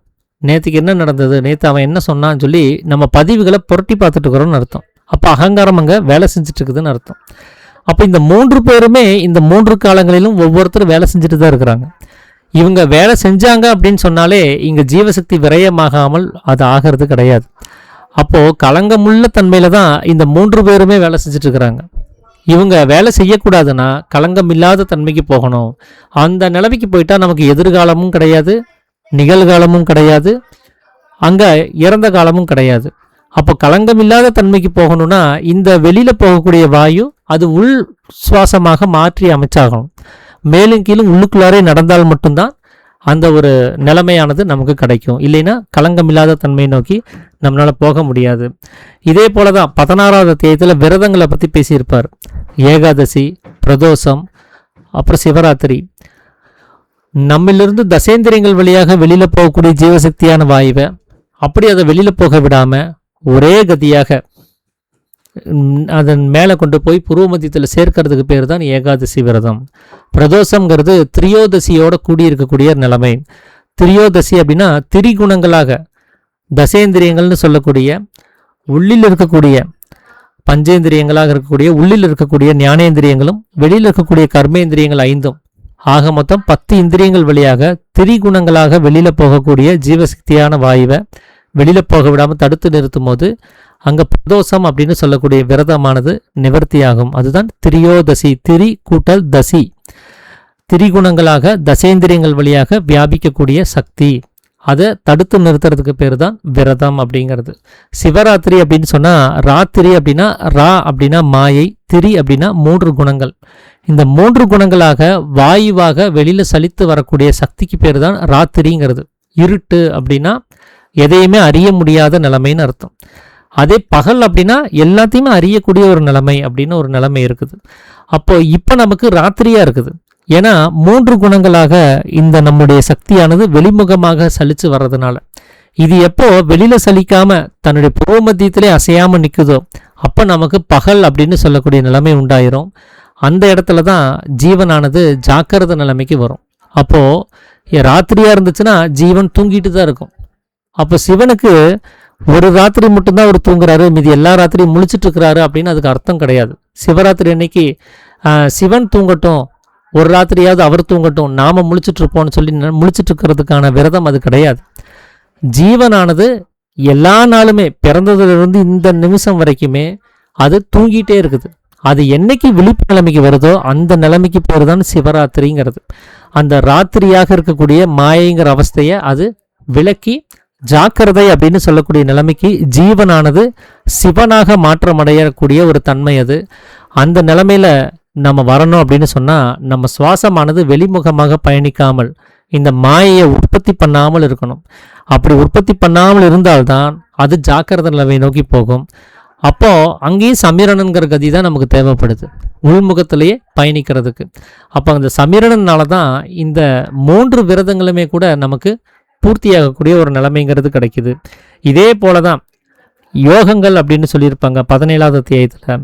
ஏகப்பட்ட வகையான யோகங்கள் பேர்கள் வேற வேறையா சொன்னாலும் சரி, கர்மமாக இருக்கக்கூடிய வாயுவை புருவ மத்தியத்தில் சேர்க்கிறது கர்ம யோகம்னு சொன்ன மாதிரி, மாயையாக வெளியில சலித்து போகக்கூடிய சக்தியை அடக்கி நிறுத்துறது ஹடயோகம் அப்படின்னு சொல்லியிருப்பாரு. இப்போ மாயையாக சலித்து போகக்கூடிய சக்தி எது? ஜீவசக்தியான வாயு. அதை அடக்கி நிறுத்தக்கூடிய சக்தி எது? சமிரணன்னு சொல்லக்கூடிய கதி. இந்த சமிரணன் ஓடிச்சுன்னா மாயை கிடையாது, அந்த வாயுவானது வெளியில போகிறது கிடையாது. அப்போ அந்த சமிரணங்கிற கதி ஓடும்போது அது ஹடயோகமாக மாறிடும். ராஜயோகம் அப்படிங்கிறது ரஜோகுணமாக வெளியில சலிக்கக்கூடிய சக்தி மனம். அது உள்ளுக்குள்ளார அடங்கணும்னு சொன்னால் நைட்டு தூங்கும்போது அந்த மனம் அடங்கி தான் இருக்குது. ஏன்? சமிரனுங்கிற கதி ஓடுது. காலையில் முழிச்ச உடனே மனம் வேலை செய்யுது ரஜோகுணத்தோட. ஏன் அப்படின்னா அந்த ஜீவசக்தியான வாயு வெளிமுகமாக பிரகாசிக்க ஆரம்பிக்குது. அப்போது வெளியில் போகக்கூடிய சுவாசத்தில் மனமானது ரஜோகுணமாக இருக்கும். அப்படி ரஜோகுணமாக வரக்கூடாது அப்படின்னு சொன்னால் இங்கே சமிரணன்னு சொல்லக்கூடிய கதி ஓடணும். அப்போ அது ராஜயோகமாக அது மாற்றம் அடைஞ்சிருக்கும். அஷ்டாங்க யோகம் அப்படிங்கிறது காமம், குரோதம், லோபம், மோகம், மதம், ஆச்சரியம், டம்பம், அசூயை அப்படின்னு சொல்லக்கூடிய 8 வகையான குணாதிசயங்கள். அந்த 8 வகையான குணாதிசயங்களும் தூங்கும் போது நமக்கு கிடையாது. ஏன்னா களங்கம் இல்லாத தன்மையில் இருக்கிறோம். முழிச்சுட்டா களங்கமுள்ள தன்மைக்கு வந்துடுவோம். அப்போ தான் இந்த குணாதிசயங்கள், இந்த அஷ்ட குணங்கள்ங்கிறது துர்குணங்கள் தான். நல்ல குணங்கள் இருக்குது, அந்த குணங்களும் கூட உண்டாகணும்னா கூட நமக்கு ஜீவசக்தியான வாயுவினுடைய வெளிப்பாடுங்கிறது தேவை. அதை நம்ம நல்ல குணம்னு எதை வச்சு சொல்கிறோன்னா, உலகத்தினுடைய அபிப்பிராயத்தில் அது நல்ல குணமாக இருக்குது. ஆனால் அதுவும் நமக்கு தீங்கு செய்யக்கூடிய குணமே தான். வெளியில் இருக்கக்கூடிய ஒருத்தர் அன்பு செலுத்துகிறோன்னு சொன்னால் அதுவும் நம்மளுடைய ஜீவனுக்கு இழக்கக்கூடிய ஒரு தீங்கு தான். ஏன்னா ஜீவசக்தியை இழக்காமல் இன்னொருத்தரை நம்ம நேசிக்க முடியாது. ஜீவனை நேசிக்கிறது மட்டும்தான் நம்ம வேலையை தவிர மற்றொன்றை கவனிக்கிறதோ மற்றொன்றை நேசிப்பதோ நம்மளுடைய வேலை கிடையாது. அதை செய்யறோம்னு சொன்னால் அதெல்லாமே பாபம்ங்கிற லிஸ்ட்டில் வந்துடும். 3ஆம் அத்தியாயத்தில் சாமி சொன்னபடி தன்னை கவனிக்காமல் மற்றொன்றை பார்த்து கொண்டிருக்கக்கூடிய எல்லா செயல்களுமே பாபம்தான் அப்படின்னு சாமி சொல்லியிருப்பாரு. ஏன்னா ஜீவசக்தி விரயமாகுது. மூக்கின் வழியாகவும் வாயின் வழியாகவும் வெளியில் போகும்போது அது பாபம். அதுக்கு பின்னாடி என்ன காரணம் கற்பித்தாலும் அது பாபமே அப்படின்னு சொல்லியிருப்பாரு. அதைத்தான் இங்கேயும் நாம் புரிஞ்சுக்க வேண்டியதாக இருக்குது. கெட்ட குணம்னு நாம் அபிமானித்தாலும் சரி, நல்ல குணம்னு அபிமானித்தாலும் சரி, ஜீவசக்தியான வாயு சலித்து வெளியில் வருதா, அது ஆகாத ஒரு விஷயம்தான். அது வரக்கூடாதுன்னு சொன்னால் உள்ளுக்குள்ளாரையே அது அடங்கி இருக்கணும். அப்படி அடங்கி இருக்கிறதுக்கு அங்கேயும் சமிரன் ஓடுனா தான் முடியும். அப்போது இந்த எத்தனை வகையான யோகங்கள் இந்த உலகத்தில் கற்பித்தாலும் அந்த யோகத்துக்கு பின்னாடி இந்த சமிரணன்னு சொல்லக்கூடிய அந்த உள்முக சுவாசமானது இருக்கவே செய்யுது. அது இருந்தால்தான் அங்கே யோகமானது நமக்கு சித்திக்கவும் செய்யுது. இதே போல் அடுத்த அத்தியாயங்களில் வர்ணங்களை பற்றி பேசியிருப்பார். இந்த பிராமணன், சத்திரியன், வைசியன், சூத்திரன் அப்படின்னு சொல்லக்கூடியது இதெல்லாமே நம்ம ஜீவசக்தியான வாயு சலித்து வெளியில் வரக்கூடிய தன்மைகள். அது வெளியில் வரும்போது என்னென்ன கேரக்டரைசேஷனை வந்து அது கிரியேட் பண்ணுது. மனமாக வெளியில் வியாபிக்கும் போது அதுக்கு பிராமணன்னு பேர். அதே சக்தி சத்திரியனாக வெளியில் வியாபிச்சா அது சித்தமாக இருக்கும். அதே நிலைமை புத்தியாக வியாபிக்கும் போது அது வைசியனாக இருக்கும். அதே நிலைமை சூத்திரனாக வியாபிக்கும் போது அதுவே அகங்காரமாகவும் இருக்கும். அப்போ மனம், சித்தம், புத்தி, அகங்காரம் இந்த 4 நிலைமைகள் தான் 4 வகையான வர்ணங்கள். அது பிராமணன்னு சொல்லி ஒரு சிருஷ்டி இந்த உலகத்தில் கிடையாது. அது மனதனுடைய தன்மையை தான் இங்கே பிராமணன்னு சொல்கிறாங்க. ஏன்னா அறிவுக்கு உத்தரவாதி அப்படிங்கிறது தான் பிராமணன்கிறது. வேதத்துக்கு அதிகாரி அப்படிங்கிறது தான் பிராமணன்கிறது. வேதம் அப்படிங்கிறது அறிவு. அந்த அறிவுக்கு அதிகாரி யார் அப்படின்னா ஒரு விஷயத்தை பார்த்தும் கேட்டும் அறிந்தும் செய்யக்கூடிய மனம்தான். அது மனம் இல்லைன்னா யாதொரு அறிவும் கிடையாது. அதனாலேயே அறிவுக்கு உத்தரவாதி அப்படின்னு சொல்றதுக்கு காரணமாகுது. அதே பிராமணன் அப்படின்னு சொல்லக்கூடிய நிலைமையில இருக்குது. அதே போலதான் சித்தம் அப்படிங்கிறது நம்மளிருந்து சலித்து வெளியில வரக்கூடிய பிரகாசம். அது இந்த உலகத்தை உண்டு பண்ணக்கூடிய ஒரு பிரகாசம். அது உலகத்தோடு தொடர்பு செய்யக்கூடிய ஒரு பிரகாசம். அது அப்படிப்பட்ட அந்த பிரகாசத்தும் இல்லை அப்படின்னு சொன்னால் நமக்கு உலகமானது இல்லை. ஏன்னா மனசு உற்பத்தியாக இருக்கும், ஆனால் அது உள்ளாரே அடங்கி இருக்கும். அதனால என்ன பிரயோஜனம் இருக்குது? வெளியில் இருக்கக்கூடிய எந்த விஷயத்தையும் அறிய முடியாது. அப்போ அதை அறிஞ்சு எது நல்லது, எது கெட்டது, எது நமக்கு நித்தியமானது, எது அநித்தியமானது இதெல்லாம் புரிஞ்சு நடக்கணும்னா இந்த சக்தியானது வெளியில் வியாபிச்சாதான் முடியும். அப்படி சக்தியானது வெளியில் வியாபிச்சு இதில் எது நல்லது கெட்டதுங்கிறத பார்த்து ரட்சிக்க வேண்டியது ரட்சிக்கவும், அதை துஷ்நிக்கிரகம் செய்ய வேண்டியதை நிக்கிரகம் செய்யவும் ஒருத்தர் செய்யணும். அதுதான் இந்த சித்தத்தினுடைய வேலை. அதனால் சிஸ்டர்களை வந்து அவர் பாதுகாக்கவும், அப்புறம் சத்துருக்களை நிக்கிரகம் செய்யறதும் அதை அழிக்கிறதும் இந்த வேலையை அவர் செய்ய வேண்டியதாக இருக்கும். அதனால் கெட்டது அப்படின்னு சொல்லக்கூடிய உலகம்ங்கிற அவஸ்தையை நீக்கி நல்லது அப்படின்னு சொல்லக்கூடிய பிரம்மங்கிற ஒரு அவஸ்தையை அது தேர்ந்தெடுக்கிற ஒரு நிலைமையானது இந்த சித்தத்தினுடைய வேலை. புத்தி அப்படிங்கிறது என்ன அப்படின்னா சப்தத்தை தன்னிலே அடக்கி வைக்கக்கூடியது. இப்போது சப்தமானது வெளியில் வியாபிக்குதுன்னா அந்த ஜீவசக்தியான வாயுவினுடைய சலிப்பு இல்லாமல் அது முடியறது கிடையாது. எப்போ அந்த சக்தி உள்ளில் அடங்குதோ அப்போ சப்தமும் உள்ளிலே அடங்குது. சக்தி இல்லையல் சப்தம் இல்லைன்னு சொல்லுவாங்க. சப்தம் இல்லைன்னா சக்தியும் இல்லை அப்படின்னு சொல்லுவாங்க. இப்போது இந்த சக்தியாக வெளியில் வியாபிக்கக்கூடிய சப்தத்தை நாம் எப்போ உள்ளுக்குள்ளார நிலைநிறுத்துகிறோமோ அப்போ நமக்கு புத்தி வந்துருச்சுன்னு அர்த்தம். நாம் சரியாக வேலை செஞ்சிட்ருக்குறோம், சரியாக நடந்துட்டுருக்குறோன்னு அர்த்தம். புத்தி உள்ளவன் அர்த்தம். இந்த சக்தியை உள்ளுக்குள்ளே நிலைநிறுத்தாமல் வெளியில் விடுறோம் அப்படின்னு சொன்னால் புத்தி கெட்டவன் அர்த்தம்.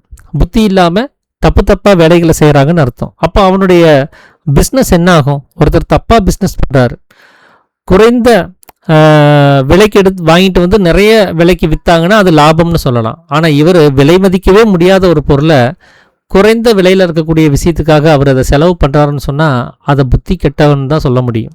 ஏன்னா எவ்வளோ கோடி கொட்டி கொடுத்தாலும் கூட திரும்பி வாங்க முடியாத ஜீவனை இந்த கோடிகள் சம்பாதிக்கிறதுக்காக அது ஒருத்தர் வெளியில் செலவு பண்ணுறாரு, பேரு புகழ் சம்பாதிக்கிறதுக்காக வெளியில் செலவு பண்ணுறாரு, உலகத்தை தெரிஞ்சுக்கிறதுக்காக செலவு பண்ணுறாரு, தன்னுடைய சொந்த சுக துக்கங்களுக்காக செலவு பண்ணுறாரு அப்படின்னு சொன்னால் இது நிச்சயமாக புத்தி கெட்ட செயல் தான்.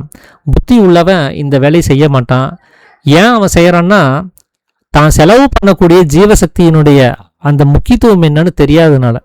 அதை தெரிஞ்சிருச்சுன்னா அவன் அந்த வேலையை செய்ய மாட்டான். அப்போது அங்கே புத்தி இருந்தால் அவனுடைய பிஸ்னஸ் திவாலாகிறது கிடையாது. இந்த மனம் செய்யக்கூடிய இந்த உள்முகம் வெளிமுகமாக போயிட்டு இருக்கக்கூடிய இந்த வியாபாரமானது நிச்சயமாக திவாலாகாது. அது திவால் ஆகிறதுக்கு காரணம் புத்தி இல்லாமல் போகிறதுனால தான். நாம் எப்போ தன்னுடைய சக்தியாக இருக்கக்கூடிய சப்தத்தை உள்ளிலே நிலைநிறுத்துகிறோமோ அப்போ புத்தி வந்துடும். எது முக்கியத்துவம் எது முக்கியம் அல்லாததுன்னு தெரிஞ்சு போயிடும். அப்போ நாம் சரியாக நடக்க ஆரம்பிச்சிருவோம். இதுதான் புத்தியினுடைய வேலை. சூத்திரன் அப்படிங்கிறது இந்த புத்தி சரியான வகையில் யோசித்து அதை ஒரு விஷயத்தை தேர்ந்தெடுக்குதுன்னா அதுக்கு உதவி பண்ணணும். பிராமண பாத சேவை அப்படின்னு சொல்கிறது. இந்த மனமானது பூர்வ மத்தியத்துக்கு போய் சேர்றதுக்கான ஒரு வேலையை அதை செய்யணும். ஜபம் பண்ணணும், நல்லொரு சேர்க்கையை உண்டு பண்ணிக்கிட்டு அவங்ககிட்ட தெரிஞ்சு நிறைய விஷயங்களை கேட்டு தெரிஞ்சுக்கிட்டு அவங்களுடைய ஊக்குவிப்போட தன்னுடைய பயணத்தை அவருக்கு சரியாக செயல்படணும். அந்த பயணத்தை விட்டுட்டு வேற ஏதாவது வேலையை இந்த அகங்காரம் செய்யுதுன்னு சொன்னால் அது சூத்திரத்தன்மையே கிடையாது, அது சண்டாளத்தனம்னு சொல்கிறாரு. இந்த சூத்திரனாக இருக்கக்கூடிய அகங்காரம் செய்ய வேண்டிய ஒரே வேலை இந்த மனமானது பூர்வ மத்தியத்துக்கு போய் சேர்வதற்கான முயற்சியில் ஈடுபடுறதே தவிர வேற வேலைகள் அது செஞ்சிச்சுன்னா அது சண்டாளத்தனம். அதனால் இது செய்ய வேண்டிய ஒரே வேலை இந்த பிராமணன் பூர்வ மத்தியத்துக்கு போகிறதுக்கு, மனம் பூர்வ மத்தியத்துக்கு போகிறதுக்கு இது உதவி பண்ணணும். அதுக்காக தான் அகங்காரமானது படைக்கப்பட்டிருக்குது. அது அதனுடைய வேலையை விட்டுட்டு வேற ஏதாவது வேலை செஞ்சிச்சுன்னு சொன்னால் அது அயோக்கியத்தனம், அது சண்டாளத்தனம் அப்படின்னு சாமி அதில் சொல்லியிருப்பார். அதே சக்தி பூஜையை பற்றி 19ஆம் தேதியில் சொல்லும்போது இந்த மதுபானத்தை பற்றி மது குடிச்சிட்டு இருக்கிறவங்களெல்லாம் சண்டாளர்கள், அது சூத்திரத்தில் இருக்கக்கூடிய சூத்திரத்தன்மையில் இருக்கிறவங்கெல்லாம் மதுவை குடிச்சிட்ருக்குறாங்க அப்படின்னு ஒரு குற்றச்சாட்டை நீங்கள் வச்சிங்களே. ஆனால் ஒரு மகான் சொல்லியிருக்கிறாரே மதுவை குடிக்காமல் எப்படி சக்தி பூஜை செய்யறதுன்னு சொல்லியிருப்பாங்க. அப்போ அவர் கேட்டிருப்பார். இப்போ சாமி சொல்லுவார், அந்த மது எதுன்னு உனக்கு தெரியுமா அப்படின்னு சொல்லி. அதுக்கான விளக்கத்தை கொடுக்கும்போது கூட பாருங்கள், லம்பிகா முத்திரையை பற்றி பேசியிருப்பார். லம் அப்படின்னா லோக மாதாவான சக்தி. அதைய பூர்வ மத்தியத்தில் கொண்டு போய் ஐக்கியப்படுத்துறது தான் லம்பிகா முத்திரைங்கிறது. அப்படி ஐக்கியப்படுத்தினவங்களுக்கு சிரசிலேயே அங்கே அமிர்தமானது இறங்கும். அந்த அமிர்தம் இறங்கக்கூடிய அந்த நிலைமையில நமக்கு எந்த ஒரு விஷயங்கள் மேலேயும் மனம் ஈடுபடாது. உலகத்தில் இருக்கக்கூடிய அத்தனை பந்தங்களும் நம்மளை விட்டு நீங்கி போயிருக்கும். ஏன்னா அது அந்த ஆனந்தத்தில் இருக்கிறதுனால. அப்போ தனக்குள்ளார இருக்கக்கூடிய ஆனந்தத்தை அவர் எப்போ ருசி பார்க்குறாரோ அப்போ உலகத்தில் வேறொரு ஆனந்தத்தை தேக்கி அதை நோக்கி அவர் போக மாட்டார். ஸோ அதை தடுக்க செய்கிறது தான் இந்த சக்தி பூஜையினுடைய நோக்கம். அதை யார் செய்யணும் அப்படின்னா ஜீவன் செய்யணும். ஜீவன் அந்த மனதிற்கு தேவையான ஆனந்தத்தை கொடுத்து அந்த மனதை தன்னுடைய பூர்வ மத்தியத்திலேயே இருக்க செய்யணும். அதைத்தான் இங்கே சக்தி பூஜை அப்படின்னு சொல்லக்கூடியது. அதுலேயும் இங்கே என்ன நடக்குதுன்னா சமிரணன்னு சொல்லக்கூடிய கதி நடக்காமல் அது நடக்கிறது கிடையாது. சமிரன் ஓடுனாதான் இந்த மனமாக வெளியில் வியாபிக்கக்கூடிய சக்தி, அதாவது லம்பிகான்னு சொல்லக்கூடிய அந்த அம்பிகாவாக இருக்கக்கூடிய அந்த லோகமாதாவாக இருக்கக்கூடிய மனமான சக்தி அது பூர்வ மத்தியத்தில் ஐக்கியமாகும். அப்போ அங்கேயும் சமீரணன் தான் இங்கே வேலை செய்ய வேண்டியதாக இருக்குது. அது இல்லாமல் நமக்கு சக்தி பூஜையானது நடக்கிறதும் கிடையாது. அதுக்கு அடுத்த அத்தியாயங்களில் மதங்களை பற்றி பேசியிருப்பார். மதம் அப்படின்னு சொல்லும்போது அநேக மதங்கள் கிடையாது, இருக்கிறது ஒரே மதம் தான். ஆனால் அந்த மதம் தான் இப்போ நான் உங்களுக்கு காட்டி கொடுத்துருக்கிறது. ஈஸ்வர சேவைன்னு சொல்லி நான் எதை உங்களுக்கு காட்டி கொடுத்தனோ அதேவே தான் எல்லா மகான்களும், இயேசு கிறிஸ்து, புத்தர், முகமது நபி, அப்புறம் இந்து முறைப்படி சம்பிரதாயத்தில் வந்தக்கூடிய அத்தனை அனுபவஸ்தர்களும் இங்கே ஈஸ்வர சேவைங்கிற பேரில் செஞ்சது என்ன அப்படின்னா, தன்னுடைய சக்தியை தன்னுடைய உற்பத்தி ஸ்தானத்திலேயே ஐக்கியப்படுத்தி நிறுத்தினது தான் தவிர வேற ஈஸ்வர சேவையை அவங்க செய்ய கிடையாது. அவங்க செஞ்ச ஒரே ஈஸ்வர சேவை வெளியில் வியாபிக்கக்கூடிய தன்னுடைய சக்தியை தனக்குள்ளாரே அடக்கி நிறுத்தினாங்க அப்படின்னு சொல்லியிருப்பார். அப்போ அங்கேயும் அந்த சமீரன்கிற கதியை பற்றி அவர் பேசாமல் அதையும் அங்கேயும் இல்லை. அதுக்கு அடுத்தது சதுர்மகா வாக்கியங்களை பற்றி கவனித்து பார்த்தோன்னா, தத்துவமசி, அயமாத்மா பிரம்மம், அப்புறம் பிரம்ம ஜோதிஸ்ரகம், இப்படி அகம் பிரம்மாஸ்மி அப்படின்னு சொல்லக்கூடிய அத்தனை வாக்கியங்களையும் நம்ம கவனித்து பார்த்தோம் அப்படின்னு சொன்னால், அந்த வாக்கியங்களை உச்சாரணம் செஞ்சோம் அப்படின்னு சொன்னால் அது ஜீவசக்தியான வாயு வெளியில் தான் செழிச்சு போகும்.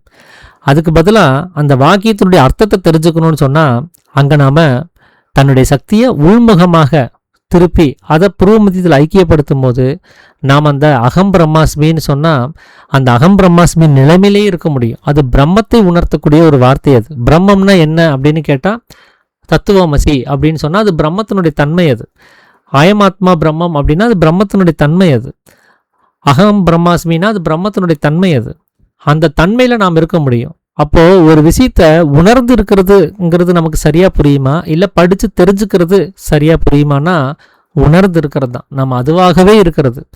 அப்படி ஒரு நிலைமை நமக்கு உண்டாகணும்னா நமக்கு அனுபவம் வரணும். அதுக்கு நம்மளுடைய சக்தி வெளியில் வியாபிக்காமல் அது உள்முகமாக பயணப்பட்டிருக்கணும். அங்கேயும் அந்த ஜீவசக்தியான வாயு உள்ளுக்குள்ளாரே அடங்கி இருக்கக்கூடிய நிலைமையை தவிர்த்து வேற ஒரு வழிமுறைங்கிறதே கிடையாது. இதே அடுத்த அத்தியாயம் இறுதியாக அந்த 22வது அத்தியாயத்தில் சாமி சடாதாரங்களை பற்றி பேசியிருப்பார். ஜீவன் பிரம்மரந்திரத்தை திறந்து அதுக்குள்ளார பிரவேசிக்கலன்னு சொன்னால் நமக்கு மோட்சம் கிடைக்காது. அதுக்கு இந்த சடாதாரங்களை கடந்து போகணும் அப்படிங்கிற ஒரு விஷயத்தையும் அந்த அனுபவஸ்தர்கள் சொல்லி வச்சுருப்பாங்க. ஆனால் உலகத்தில் அந்த சடாதாரங்கள் இந்த உடம்புல இருக்கிறதா அவங்க ஒரு குறியீடு வச்சுருப்பாங்க. ஆனால் சாமி அது உடம்புல கிடையாது, நம்முடைய உற்பத்தி ஸ்தானமாக இருக்கக்கூடிய புருவ மத்தியத்தில் அது இருக்குது. எப்போ இந்த அகங்காரமானது வெளியில் இருக்கக்கூடிய விஷயங்களை பார்க்காம அது அதனுடைய உற்பத்தி ஸ்தானமாக இருக்கக்கூடிய மனசில் சேருதோ அப்போ தான் மூலாதாரம்னு ஒன்று தொடங்கும். அந்த மூலாதாரம் தான் முதல் ஆதாரமானது. அது புருவ மத்தியத்தில் இந்த வெளி விவகாரங்களை கவனிச்சுட்டு இருக்கக்கூடிய அகங்காரமானது முதல்ல சேர்ந்துடும்.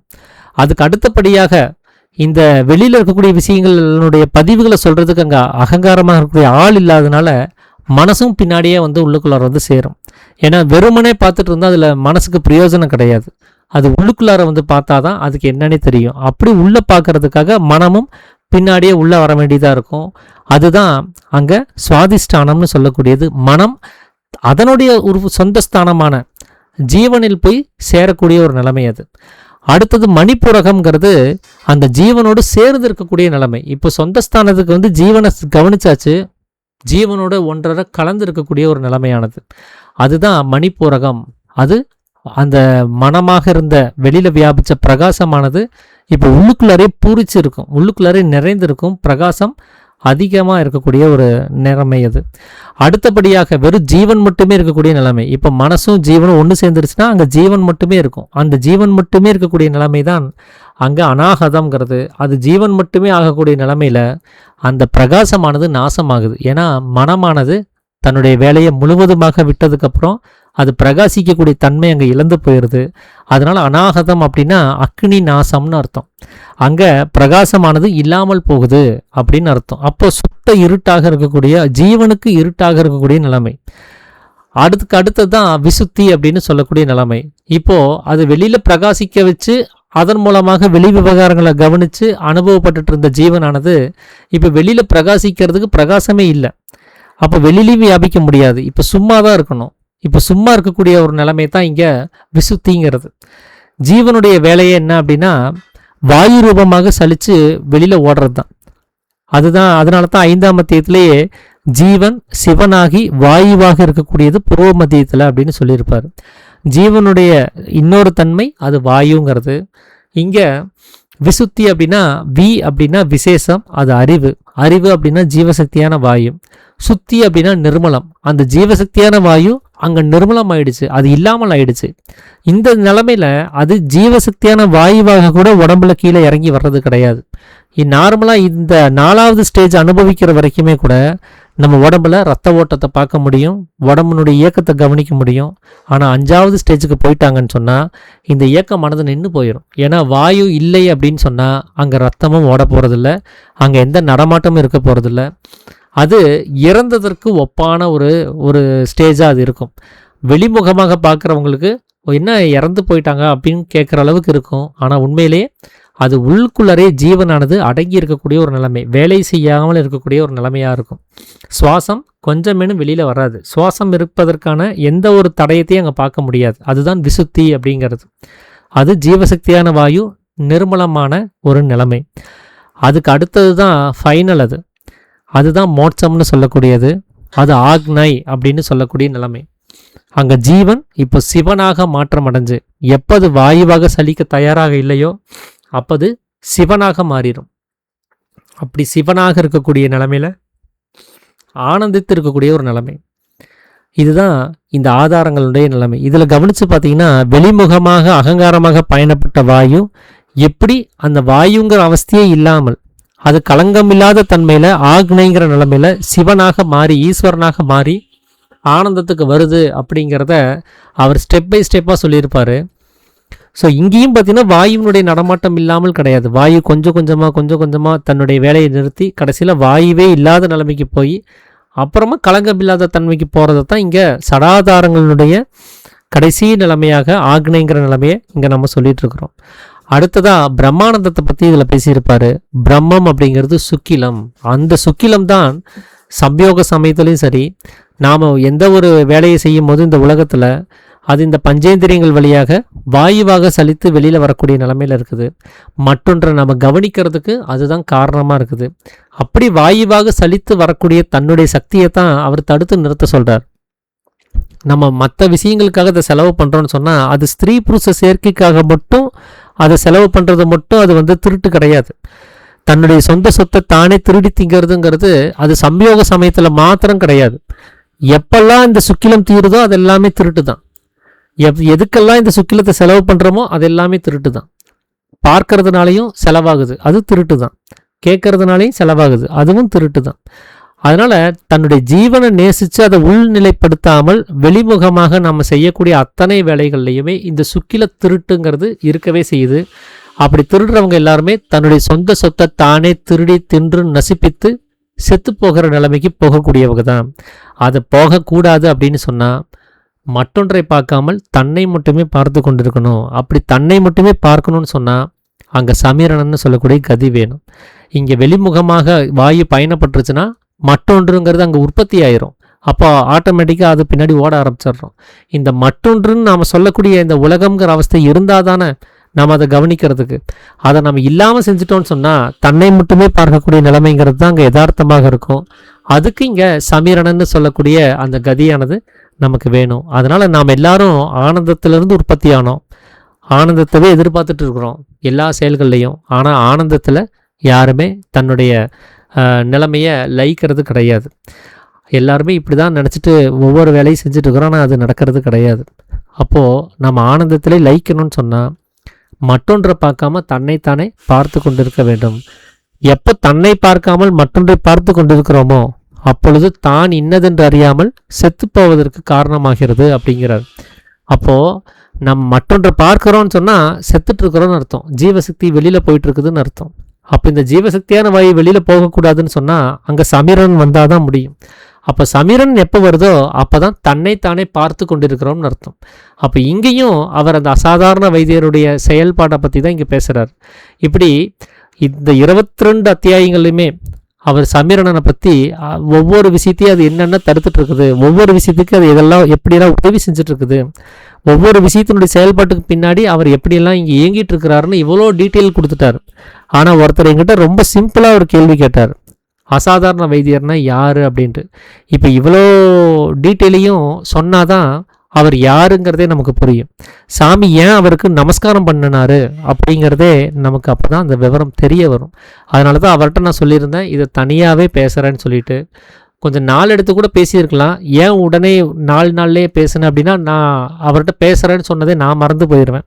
அதனால் நினைவில் இருக்கும் போதே இந்த வாரத்திலே இதை பற்றி பேசிடலாம் அப்படின்னு சொல்லி அதுக்காக வேண்டியதை இதை நான் பேசினேன். ஸோ இதுதான் இன்றைக்கி நான் உங்களோட பகிர்ந்துக்கணும்னு சொல்லி நினச்ச விஷயம்.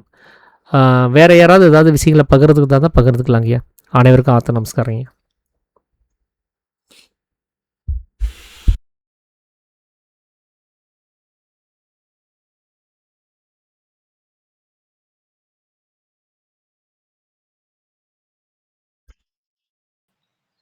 ஐயா ஆத்ம நமஸ்காரம்.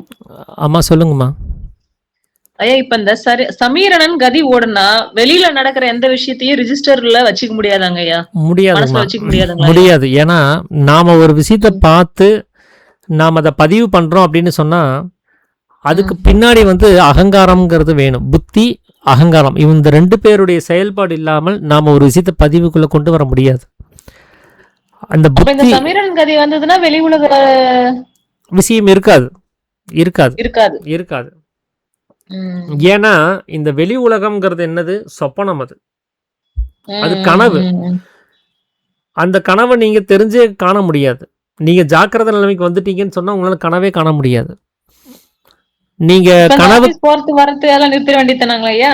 இப்போ நிறுத்திடணும்னா இப்போ எப்படின்னா உங்களுடைய சுவாசம் வெளியில போயிட்டு இருந்துச்சுன்னு சொன்னா அந்த கனவு அது கண்டினியூ ஆகிட்டு தான் இருக்கும். உங்களால நிறுத்த முடியாது. நிறுத்தின மாதிரி நீங்க நடிக்க வேணா முடியும். சாப்பிடாம இருந்துடலாமா அப்படின்னு கேட்டா சாப்பிடாம இருக்கிற மாதிரி நீங்க பட்னி வேணா கிடக்க முடியும்.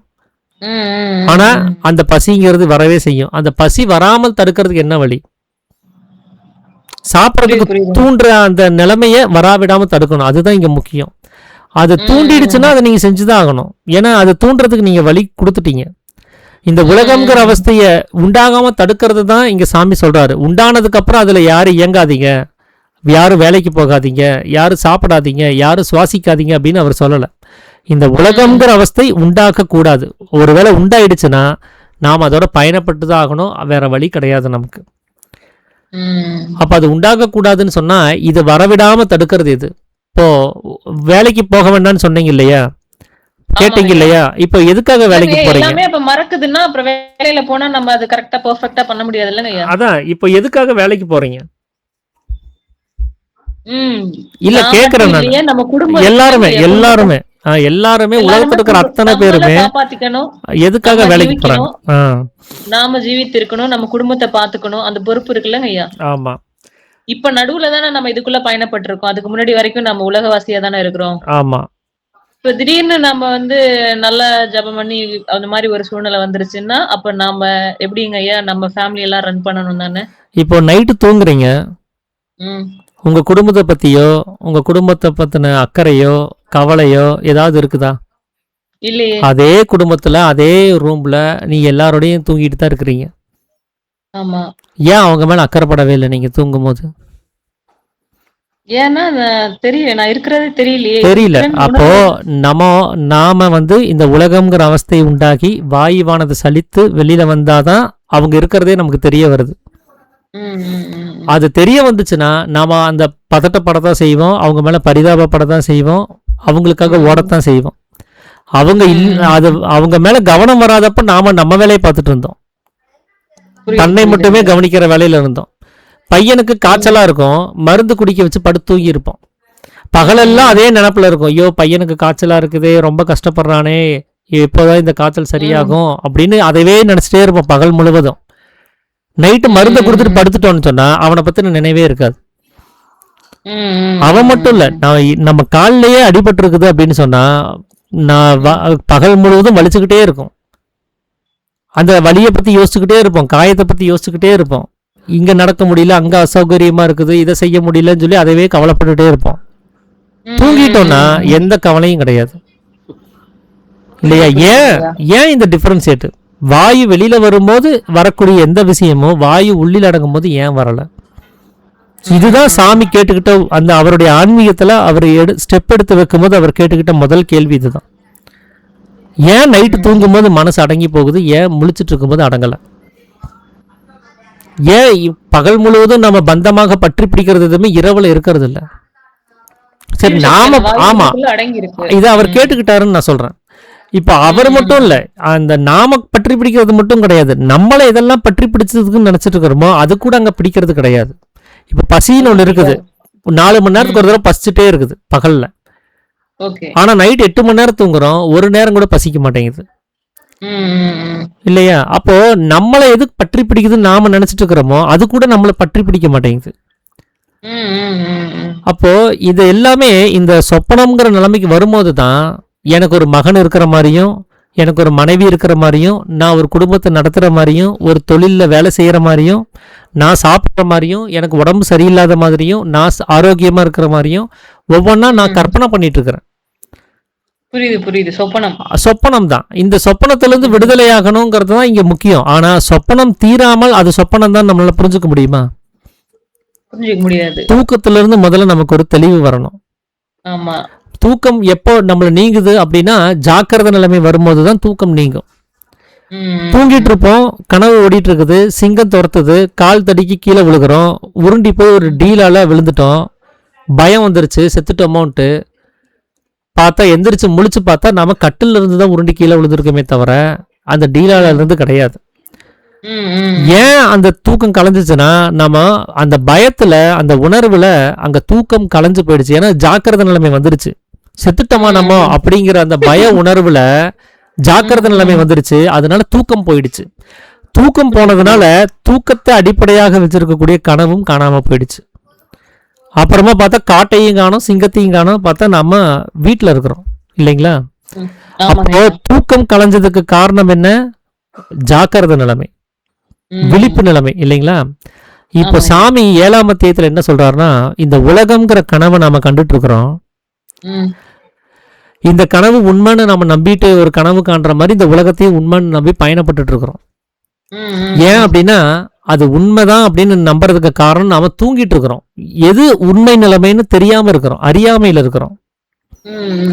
எப்ப நமக்கு ஜாக்கிரதை நிலைமை வருதோ, எது உண்மைன்னு நம்ம தெரிஞ்சுக்கிறோமோ அப்ப நமக்கு தூக்கமானது கலைஞ்சு போயிருங்கிறார். இப்ப தூக்கத்தை தானே அறியாமைன்னு சொல்றாரு இல்லைங்களா? அந்த அறியாமைங்கிறதுக்கான டெபினிஷன் சாமி முதல்ல தேயத்துல கொடுத்திருப்பாரு. ஜீவசக்தியான வாயு, அறிவாக இருக்கக்கூடிய வாயு தன்னில் அடங்கி இருக்கும் பொழுதாகும் நாம் அறிவுள்ள நிலைமையில இருக்கிறோம், அது தன்னில் தீர்ந்து போகும் போகதாகும் அறியாமை அப்படின்னு சொல்லக்கூடிய அறிவு இல்லாத நிலைமை அப்படிங்கிறது உண்டாகுது. அப்ப ஜீவசக்தியான வாயு சலிச்சு போகிறதுனால தூங்குறோம், அந்த தூக்கத்துக்குள்ள உலகம்ங்கிற கனவை காணுறோம். இப்ப அந்த கனவுக்குள்ளார போயிட்டு நான் இதை மாத்திரலாமா அதை செஞ்சிடலாமான்னு எப்படி நம்ம திங்க் பண்ண முடியும்? அப்போ நீங்க இந்த கனவை இல்லாம பண்ணணும், நீங்க சாப்பிடாம இருக்கணும், நீங்க தூங்காம இருக்கணும், நீங்க வேலை செய்யாம இருக்கணும், நீங்க குடும்பத்தை பார்த்துக்காம இருக்கணும் அப்படின்னா இந்த உலகம் இருக்கக்கூடாது. இந்த உலகத்தை உண்டு பண்ணக்கூடிய மாயை அப்படின்னு சொல்லக்கூடிய தூக்கம் உங்களுக்குள்ளார இருக்கக்கூடாது. நீங்க தன்னை அறிந்த விழிப்புணர்வுக்கு வரணும். தான் யார் அப்படிங்கிற அந்த விஷயத்தை நீங்க தெரிஞ்சிருக்கணும். அந்த உணர்வு உள்ளவனுக்கு, அந்த உணர்வு உள்ளவங்களை நீங்க கவனிச்சு பாருங்க, இதெல்லாம் நீங்க கேட்ட அத்தனை விட்டுருப்பாங்க. தன்னை அறிந்தவன் குடும்பத்தை விட்டுருவான், தொழிலை விட்டுருவான், தன்னுடைய சுக துக்கங்களை விட்டுருவான், காசு பணம் மரியாதை எல்லாத்தையும் விட்டுருவான். அவங்க அந்த ஜாக்கிரதை நிலைமைக்கு வந்ததுனால விட்டாங்க. நம்ம அவங்கள பார்த்து விட்டோம்னா அது விடுறதா அர்த்தம் இல்ல, அவர் விட்ட மாதிரி நடிக்கிறது. நடிச்சோன்னு சொன்னா நம்ம கோமாளி ஆயிருவோம், நமக்கு தான் பிரச்சனை ஜாஸ்தி ஆகும், ஏமாத்திக்கிற மாதிரி தான் அது. அதுக்கு நீங்க இந்த உலகத்தை நம்ம உண்டு பண்ணிட்டோம், அது எப்படி உண்டாகாம தடுக்கிறதுங்கிற அந்த ஃபார்முலா நமக்கு தெரியல. அப்ப அதை கத்துக்கிற வரைக்கும் நாம இந்த உலகத்தோட பயணப்பட்டு தான் ஆகணும். அதுக்காக உலகத்தோட பயணப்பட்டுட்டே இருந்த கத்துக்க முடியாது. அப்போ உலகத்தோட இருக்கக்கூடிய பயணத்தை குறைச்சுக்கணும். உபஜீவனத்துக்காக தான் நம்ம வெளியில வர்றதா நம்ம சொல்றோம். அப்போ உபஜீவனத்தை தவிர்த்து மற்ற நேரங்கள் இருக்கு, அதுக்கு என்ன பண்றது? மற்ற நேரங்கள்ல உட்காந்து நாம தன்னை அறியறதுக்கான ஒரு முயற்சி செய்யலாம் இல்லையா? ஓய்வு நாட்கள்ல உபஜீவனமே கிடையாதே, அந்த நேரத்துல உட்காந்து நம்ம தன்னை அறிவதற்கான முயற்சி செய்யலாம் இல்லையா? முதல்ல இந்த வேலையை செஞ்சு நம்மளுடைய சுவாசத்தை மாற்றி அமைச்சாலே, இந்த சமீரணன்னு சொல்லக்கூடிய அந்த கதியை கொண்டு வந்துட்டாலே அந்த ஃபார்முலா நமக்கு தெரிஞ்சு போயிடும். எப்போ நமக்கு உலகம் வேணும், எப்போ நமக்கு உலகம் வேண்டாங்கிறத நாம தீர்மானிக்கிறதுக்கான ஒரு நிலைமை வந்துடும். ஸோ அந்த சுவாசத்தை மாற்றி அமைக்கிறதுக்கு இந்த உலகத்தோடு இருந்தே முயற்சி பண்ணுங்க. அதுக்கப்புறம் சாப்பிடாம இருக்கிறது, தூங்காமல் இருக்கிறது, குடும்பத்தை பார்க்காம இருக்கிறது, உபஜீவனம் செய்யாமல் இருக்கிறத பற்றி அப்புறம் யோசிக்கலாம். சரிங்கய்யா சரிங்கய்யா. சந்தோஷங்கம்மா. வேற யாரோ ஒருத்தவங்க பேசுனாங்க. ஐயா ஐயா சொல்லுங்கய்யா. ஐயா சமீரனுமே மேல் ஒண்ணுதாங்கய்யா, ஒண்ணுதான், ரெண்டுமே ஒண்ணுதாங்கய்யா. Okay okay. ஆமா, அதைத்தான் ஊர்த்துவ கதின்னு சொல்லுவாங்க, அதுதான் சமீரணன்னு சொல்லுவாங்க, அதைத்தான் மேல்கதின்னு சொல்லுவாங்க. சரிங்க.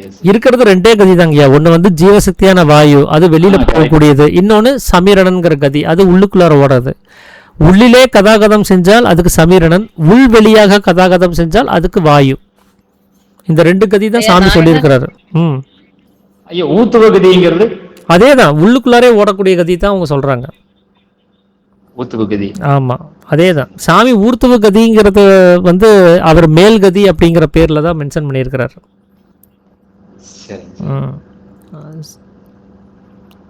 சௌந்தரியம்மா சரிங்க. ஐயோ இப்ப சமீரன்ற கதி வந்து நம்ம பண்றது, இப்ப நம்ம வந்து கதி எடுக்கிறோம், நம்மளா வந்து நம்மளோட கண்ட்ரோல்ல இருக்கு. ஆமா, கதி வந்துட்டா நம்மளோட இருக்காதா? நம்ம கண்ட்ரோல்ல இருக்காது. அது அந்த கதியை நம்மளால எடுக்கவே முடியாது. அது எப்படி இது சமீரன் கதி நமக்கு வந்துச்சுன்னு தெரியும்? இது எப்படி?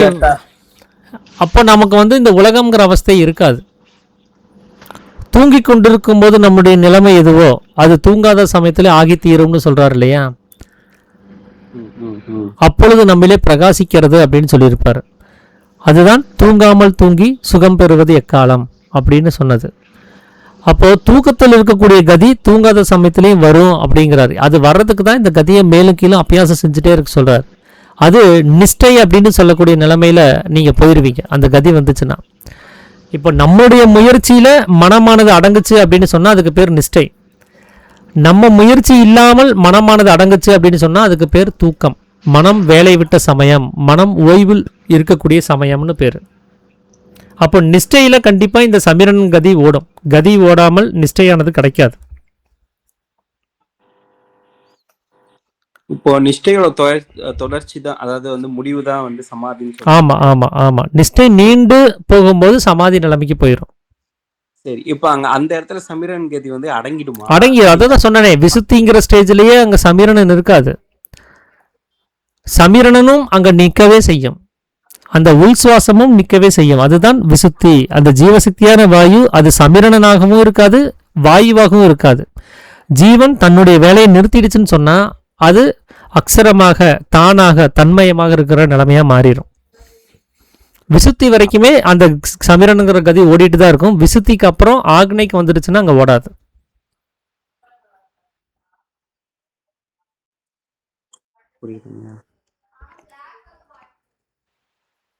முடிச்சிட்டீங்களா பிரேம் ஐயா? நான் கேட்கட்டுமா? கேளுங்கம்மா. ஐயா, நான் என்ன நினைச்சிட்டேன், அந்த சமீரன் கதி வேற உருத்துவ கதி வேறன்னு நினைச்சுக்கிட்டேன். அந்த சமீரன் கதினா போயிட்டு அந்த பிரம்மரந்தரத்தை திறக்கிறதுக்காக தட்டிக்கிட்டே இருக்கும். சோ அது தட்டி மேல போயிடுச்சுன்னா அதுக்கப்புறம் வர்றதுதான் அந்த உருத்துவ கதி அப்படின்னு நான் நினைச்சுக்கிட்டு இருந்தேங்க ஐயா. இல்லம்மா, ஏன்னா சாமி முதல் அத்தியாயத்துல 2 வகையான கதியை பத்தி தான் பேசுறாரு. ஒண்ணு உள் வெளி சுவாசத்தோட இருக்கக்கூடியதை வாயு என்றும், உள்ளிலேயே வெளியில் போகாமல் உள்ளிலேயே மேலும் கீழும் கதாகதம் செய்யக்கூடிய பிரம்மத்தோடு தொட்டு கொண்டிருக்கக்கூடிய பிரம்மரந்தரத்தோடு தொட்டு கொண்டிருக்கக்கூடிய கதிக்கு சமீரணன் என்றும் பெயர் அப்படின்னு 2 வகையை தான் அவர் பிரிக்கிறார். ஸோ ஒரு வாயுவுக்கு 2 தன்மை இருக்குது. ஒன்று உள்ளுக்குள்ளாரே நடக்கிற தன்மை, இன்னொன்று வெளியில நடக்கிற தன்மை. அந்த வெளியில நடக்கக்கூடிய தன்மையில தான் களங்கமுள்ள தன்மை வருது. உள்ளிலே நடக்கக்கூடிய தன்மை களங்கமில்லாத தன்மையை நமக்கு காட்டி கொடுக்கக்கூடியதா இருக்குது. ஸோ 2 கதி தான் இருக்குது. அப்ப சமீரன் வந்து புரியுதுங்க. சமீரன் வந்து முன்னாடி இருக்கிற வந்து எப்படி சொல்றது, ஜஸ்ட் ஒரு ரீல் மாதிரி இல்லையா? படத்துக்கு முன்னாடி வர ரீல் மாதிரி, ட்ரெய்லர் மாதிரி. ஆமா. ஸோ நிஷ்டை வந்து நீண்டு போகும்போது அது சமாதி நிலைமையே போகும். இப்போ நாம் உட்காந்து பயிற்சி பண்ணுறோம் அப்படின்னு சொன்னால் முதல்ல மூலாதாரம் ஸ்டார்ட் ஆகும். அப்போ கொஞ்ச நேரம் கழிச்சு சுவாதிஷ்டானம் ஸ்டார்ட் ஆகும். கொஞ்ச நேரம் கழிச்சு மணிப்பூரங்கமாக அது மாற்றம் அடையும். அதுக்கப்புறம் அநாகதமாக மாற்றம் அடையும். அதுக்கப்புறம் விசுத்திங்கிற நிலைமைக்கு மாற்றம் அடையும். அப்புறமா ஆக்னைங்கிற நிலைமைக்கு வரும். அந்த ஆக்னைங்கிற ஸ்டேஜுக்கு போயிட்டாங்க அப்படின்னு சொன்னால் அது சமாதி நிலைமைன்னு கிடச்சிரும். அவங்களுக்கு மோட்சம் கைவல்யம் அப்படின்னு சொல்லக்கூடிய நிலைமையில் அவங்க போயிடுவாங்க. அதுக்கு முன்னாடி வரைக்குமே ஒரு சிலர் இன்றைக்கி பயிற்சி பண்ணுறோம் அப்படின்னா மூலாதாரம் மட்டுமே அனுபவிச்சுட்டு வெளியில் வந்துடுவாங்க. நாளைக்கு பயிற்சி பண்ணும்போது மூலாதாரம் மட்டுமே அனுபவிப்பாங்க. கொஞ்ச நாள் இப்படியே மூலாதாரம் முடிஞ்ச உடனே அந்த நிஷ்டையினுடைய அந்த அளவு வந்து அதிகரிக்கணும். வெறும் 15 நிமிஷம் மட்டும்தான் நிஷ்டை அனுபவிக்கிறோம் அப்படின்னு சொன்னால் அந்த ஒரே ஸ்டேஜில் தான் இருப்போம். அதை தாண்டி போகவே மாட்டோம். எப்போ அந்த நிஷ்டையை நம்ம நீளப்படுத்துகிறோமோ அந்த நிஷ்டையானது எப்போ எக்ஸ்டெண்ட் ஆகுதோ அப்போ தான் அடுத்தடுத்த ஸ்டேஜுகளுக்கு போகும். எப்போ பயிற்சி பண்ணாலும் முதல் மூலாதாரம் தான். அதிலிருந்து நம்ம எவ்வளோ நீளம் அந்த நிஷ்டைக்காக கொடுக்குறோமோ அவ்வளோ நீளம் அந்த ஆதாரங்களை கடக்கிறதுக்கு நம்ம நேரம் கொடுக்குறோன்னு அர்த்தம். கணேசையா ஒரு தடவை சொல்லியிருக்கிறாரு, 3 மணி நேரம் நிஷ்டையில் இருந்தோம் அப்படின்னு சொன்னால் நம்ம சமாதி நிலைமையை அனுபவிக்க முடியும் அப்படின்னு அவர் சொல்லியிருக்கிறார் ஒரு முறை.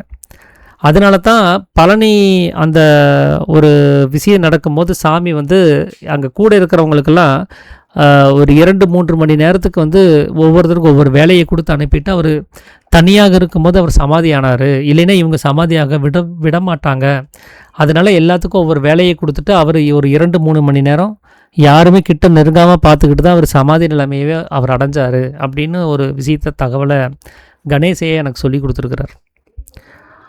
அப்போ நிஷ்டை நீளமாகும் போது நமக்கு ஆதாரங்களினுடைய அனுபவம் அதிகரிக்கும். ஆதாரங்கள் முழுமையடையும் போது அது சமாதி நிலைமையை கொடுக்கும். ஆத்ம நமஸ்காரம். ஆத்ம நமஸ்காரங்கய்யா சேகரையா. இப்போ இந்த ஆதாரங்கள் சொல்றீங்கல்ல, ஆமாங்கய்யா. அது ஜெனரலா இந்த ஸ்பைனல் கார்டு பாயிண்ட வச்சு தான் சொல்லுவாங்க. நீங்க எதை வச்சு சொல்றீங்க?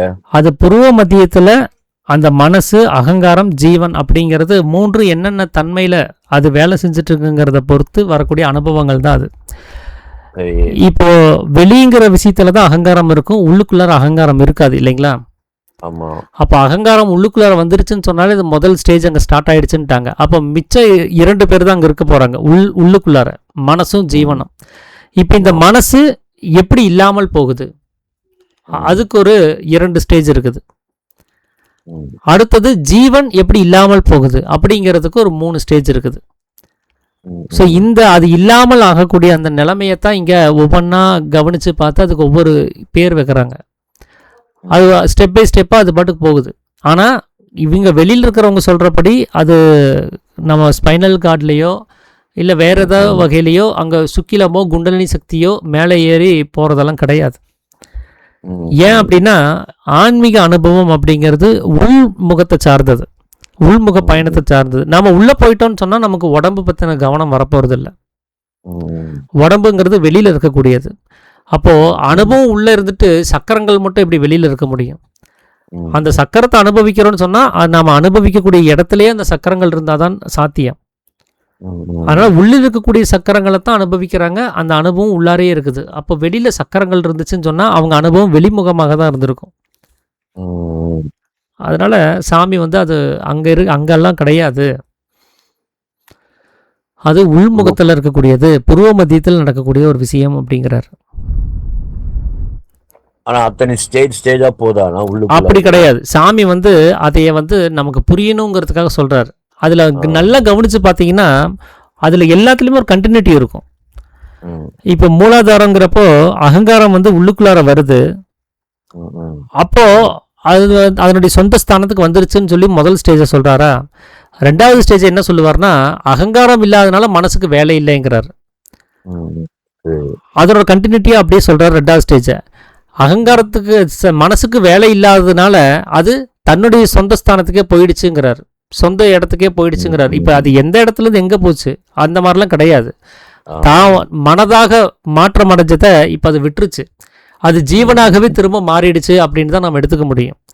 அது எங்கிருந்து எங்கேயும் போகலை, ஜீவன் தன்னுடைய சொந்த ஸ்தானத்துக்கு போயிடுச்சுன்னு சொன்னால் அது எந்த குணத்துலேருந்து வந்துச்சோ அந்த குணமாகவே இப்போ மறுபடியும் மாறிடுச்சுன்னு அர்த்தம். சத்வ குணத்துலேருந்து ரஜோகுணம் வந்துச்சுன்னா இப்போ ரஜோகுணம் சத்வகுணமாகவே மாறிடுச்சு அப்படின்னு அர்த்தம். இப்போ 3வது ஸ்டேஜை பற்றி சொல்லும் போது என்ன சொல்கிறாரு? அது 2மே ஒரே இடத்துல இருக்கிற மாதிரி சொல்கிறாரு. மனம் ஜீவனில் சேர்ந்துருச்சு அப்படிங்கிறார். அப்போ ரஜோகுணமும் தமோ குணமும் கலந்த கலவையை அங்கே சொல்கிறார்.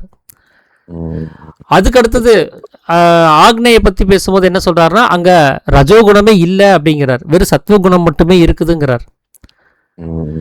இப்போ அடுத்தது 5வது ஸ்டேஜ் விசுத்தி பற்றி சொல்லும் போது இப்போ சத்வகுணம் வேலையை விட போகுதுங்கிறார், விட்டுருச்சுங்கிறார். அப்போ அது 6வது ஸ்டேஜ் வேலை விட்டதுனால அது சிவனா மாறிடுச்சுங்கிறார், ஆக்னை. அப்போ 5வதுலேயும் வேலையை விட்டுருச்சுன்னு சொன்னால் 6வதுங்கிற ஸ்டேஜ் எப்படி வரும்? ஏன்னா வேலையை விட்ட உடனே சிவனா மாறிடுச்சு. ஆனால் இவர் அதை சொல்கிறதுக்காக அதை 6ன்னு பகுதியாக பிரிக்கிறாரே தவிர அங்கே அதை விட்டு கொஞ்ச நேரம் கழிச்சாலும் அது சிவனாக மாறல. அது விட்ட உடனேவே சிவன் தான் அது. விசுத்திங்கிற ஸ்டேஜ் அதை அடைஞ்ச உடனே அந்த வேலையை விட்டுருச்சுன்னு சொன்னாலே அதுக்கு விசுத்திங்கிறாரு. அடுத்தது என்ன சொல்கிறாரு? அது விட்ட உடனேவே அது ஆனந்தத்துக்கு போயிடுச்சு, சிவன் ஆயிடுச்சுங்கிறாரு. கிடையாது, இல்லை, மொத்தமாகவே 6 தாங்க இருக்கு. ஆமாம், 7வது சக்கரம்லாம் கிடையாது. இப்ப இந்த குண்டல்ல சகஸ்ரா கொண்டு வருவாங்க, அது சொல்லுவாங்க. அது நிறைய பேர் என்ன சொல்றாங்கன்னா, ஆக்னைங்கிறது புருவ மத்தியம், உச்சந்தலைங்கிறது சகஸ்கர சக்கரம் அப்படின்னு சொல்லுவாங்க. அப்படியே மாத்திடுவாங்க. ஆமா, அது அந்த உச்சந்தலையெல்லாம் கிடையாது அங்க. அது உச்சந்தலையை ஏன் இங்க குறிப்பிட்டு சொல்றாங்க அப்படின்னா, அது அக்ஷரமாக இருக்கக்கூடிய சதாசிவனுடைய இடம். அது ஜீவனாக உற்பவமாகிறதுக்கு முன்னாடி இருக்கக்கூடிய ஸ்டேஜ். அது பிரம்மம் அப்படின்னு சொல்லக்கூடிய ஸ்டேஜ். அந்த பிரம்மங்கிறதும் மாயை இருக்கிறனால தான் இருக்குது, அதுவும் களங்கமுள்ள தன்மையில தான் இருக்குது. அப்ப அந்த பிரம்மங்கிற அவஸ்தையும் தாண்டி போகும்போது தான் அது ஈஸ்வரன்கிற நிலைமையில எதையுமே சலிக்காத ஒரு நிலைமையில இருக்க முடியும். அதனால பிரம்மங்கிற விஷயத்தை பத்தி பேசணுமேங்கிறதுக்காக இந்த சகஸ்கர சக்கரத்தை பத்தி அவங்க பேசுறாங்க.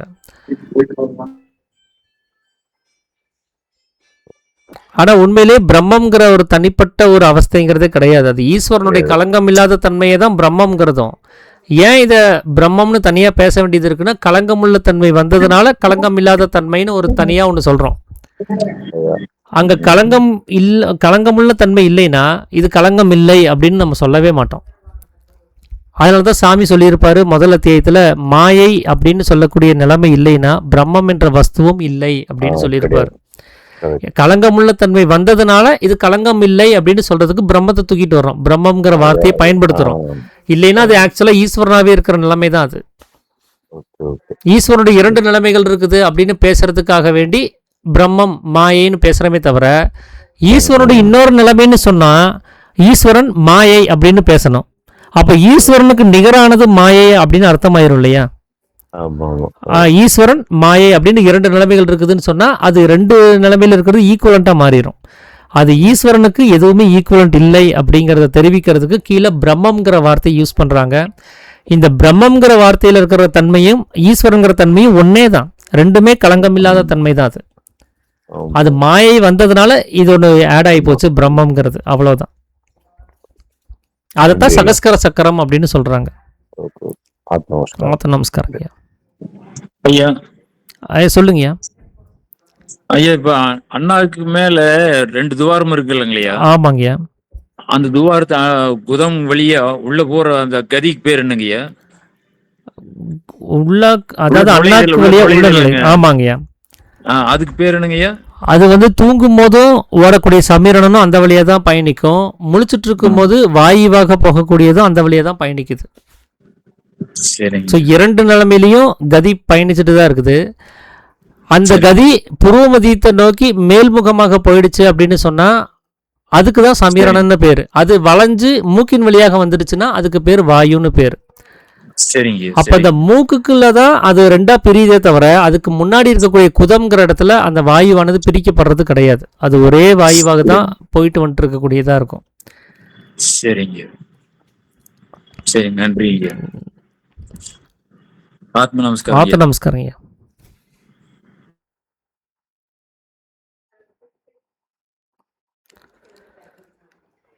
சரிங்க, அப்போ நிறைவு பண்ணிடலாங்களா சேகர் ஐயா? நிறைய பண்ணிடலாம். சந்தோஷம், சந்தோஷங்க. அப்போது நாம் இந்த சமீரணன் அப்படின்னு சொல்லக்கூடிய இந்த அசாதாரண வைத்தியரை நாம் கொண்டு வந்து நம்முடைய விருப்பு வெறுப்பு அப்படின்னு சொல்லக்கூடிய இந்த பெரும் வியாதி அது நம்மள வராமல் தடுக்கணும் அப்படின்னு சொன்னால் அதுக்கு நம்மளுடைய சுவாசமானது சமீரணன் அப்படின்னு சொல்லக்கூடிய சுவாசமாக மாற்றி அமைச்சு வச்சுருக்கணும். அப்போ அவர் நமக்கு வியாதியை சரி பண்ணக்கூடியவரா, விருப்பு வெறுப்புன்னு சொல்லக்கூடிய வியாதி. ஏன்னா இந்த விருப்பு வெறுப்பு தான் நமக்கு பந்தத்தை ஏற்படுத்துது. இந்த பந்தம் தான் நம்ம உலகத்தில் பயணிக்கிறதுக்கு இங்கே ஒரு காரணமாக இருக்குது. இந்த உலகத்தில் நம்ம பயணிக்கிறது தான் ஜீவசக்தி விரயமாகி அது நசிஞ்சு போகிறதுக்கும் காரணமாகுது. அப்போ நம்ம செத்து போகிறதுக்கு காரணம் இந்த ராகத்வேஷம், விருப்பு வெறுப்பு அப்படின்னு சொல்லக்கூடிய இந்த பெரும் வியாதி தான். ஏன்னா வியாதி இல்லாமல் யாரும் சாகிறது கிடையாது. அதனால் செத்து போகிறதுக்கு சாமி ஒரு வியாதிக்கு பேர் வைக்கிறாருன்னா அது ராகத்வேஷம்ங்கிறார். அந்த வியாதி தான் எல்லாரையும் பீடிச்சிருக்குது. எல்லாருமே செத்து போயிட்டு இருக்கிறதுக்கு காரணம். செத்து போகிறதுனா ஏதோ 70-80 வயசில் ஒரு நாளில் செத்து போகிறத பற்றி சாமி பேசலை. அவருடைய டிக்ஷனரியில் அதாவது செத்து போகிறது அப்படின்னு சொன்னாலே அந்த குழந்தையினுடைய முதல் சுவாசம் முதல் அந்த குழந்தையினுடைய இறுதி சுவாசம் வரைக்கும் அது சுவாசிக்கக்கூடிய அத்தனை நிலைமையையும் அவர் செத்து போகிறதுன்னு தான் சொல்கிறார். அதனால் ஒருத்தர் செத்து போகிறதுக்கு காரணம்னு சொன்னால் 70 வயசில் செத்து போகிறதுக்கான காரணம்னு நம்ம புரிஞ்சுக்கக்கூடாது. அவர் ஒவ்வொரு முறையும் செத்து போயிட்டுருக்கிறார். ஒவ்வொரு கணமும் ஒவ்வொரு நிமிஷமும் செத்து போயிட்டுருக்கக்கூடிய அந்த நிலைமைக்கு எது காரணம் அப்படின்னா விருப்பு வெறுப்புங்கிற வியாதி தான். அந்த விருப்பு வெறுப்புன்னு சொல்லக்கூடிய அந்த வியாதி நம்மில் இல்லாமல் ஆகும்போது நாம் இந்த கணத்தில் சாகாமல் இருந்துருவோம். இந்த கணத்திலிருந்து சாகாமல் இருக்கிறதுக்கான ஒரு வாய்ப்பு நமக்கு கிடைக்கும். அதுக்கு அந்த சமீரணன்னு சொல்லக்கூடிய அந்த அசாதாரண வைத்தியர், அவரை ஏன் அசாதாரண வைத்தியர்னு சொல்கிறாருன்னா, சாதாரணமாக இருக்கக்கூடிய வியாதிகளை குணப்படுத்துகிறவங்கள நம்ம வைத்தியர்னு சொல்கிறோம். இது யாராலையும் குணப்படுத்த முடியாத வியாதி, நம்மளாலேயும் இதை குணப்படுத்திக்க முடியாத வியாதி. இந்த வியாதி நமக்கு எப்போ தொடங்குச்சு, அது என்ன பண்ணிட்டு இருக்குதுன்னு தெரியாத வியாதி, எந்த சிம்டம்ஸும் இல்லாத ஒரு வியாதி. இந்த வியாதியை ஸ்கேன் எடுத்து பார்த்தாலும் கண்டுபிடிக்க முடியறதில்ல. இதை சரி பண்ணுறதுங்கிறது சாத்தியமே இல்லைங்கிற மாதிரியான ஒரு வியாதி இது. அப்படிப்பட்ட வியாதியையும் இவர் எப்படி குணப்படுத்துகிறாருன்னா, வேராக இருக்கக்கூடியவர் அந்த வேரை கூட பிடிங்கி வீசிடுவார். ஏன்னா அந்த வேரை வச்சுட்டு மேலே வெட்டிட்டோன்னு வச்சுக்கோங்க, அது டெம்பரவரி சொல்யூஷன். அது மீண்டும் அதுலேருந்து முளைச்சி வர்றதுக்கான வாய்ப்பு இருக்குது. வேர் இருக்கிற வரைக்கும் முளை இருந்துக்கிட்டே இருக்கும், அது முளைச்சி வந்துக்கிட்டே இருக்கும். அவர் என்ன பண்ணுறாரு, இனிமேல் அது முளைக்காத வரைக்கும், முளைக்காத அளவுக்கு அவர் அதை பிடுங்கி வீசுகிறாராமா. அதனால் அந்த சமீரணன்னு சொல்லக்கூடிய அந்த அசாதாரண வைத்தியர் நம்மில் வரும்போது நமக்கு விருப்பு வெறுப்பு அப்படின்னு சொல்லக்கூடிய நம்மளை பந்தப்படுத்தக்கூடிய அந்த வியாதி நம்மில் இருக்காது. அது இனிமேலும் அது நம்மில் உற்பவமாகாமல் இருக்கக்கூடிய நிலைமையை அவர் ஏற்படுத்திடுவார். அப்படிப்பட்ட அந்த வைத்தியருக்கு தான் நான் நமஸ்கரிக்கிறேன் அப்படின்னு சொல்லி அவர் அதை இந்த சித்தவேதத்தை தொடங்கியிருப்பார்.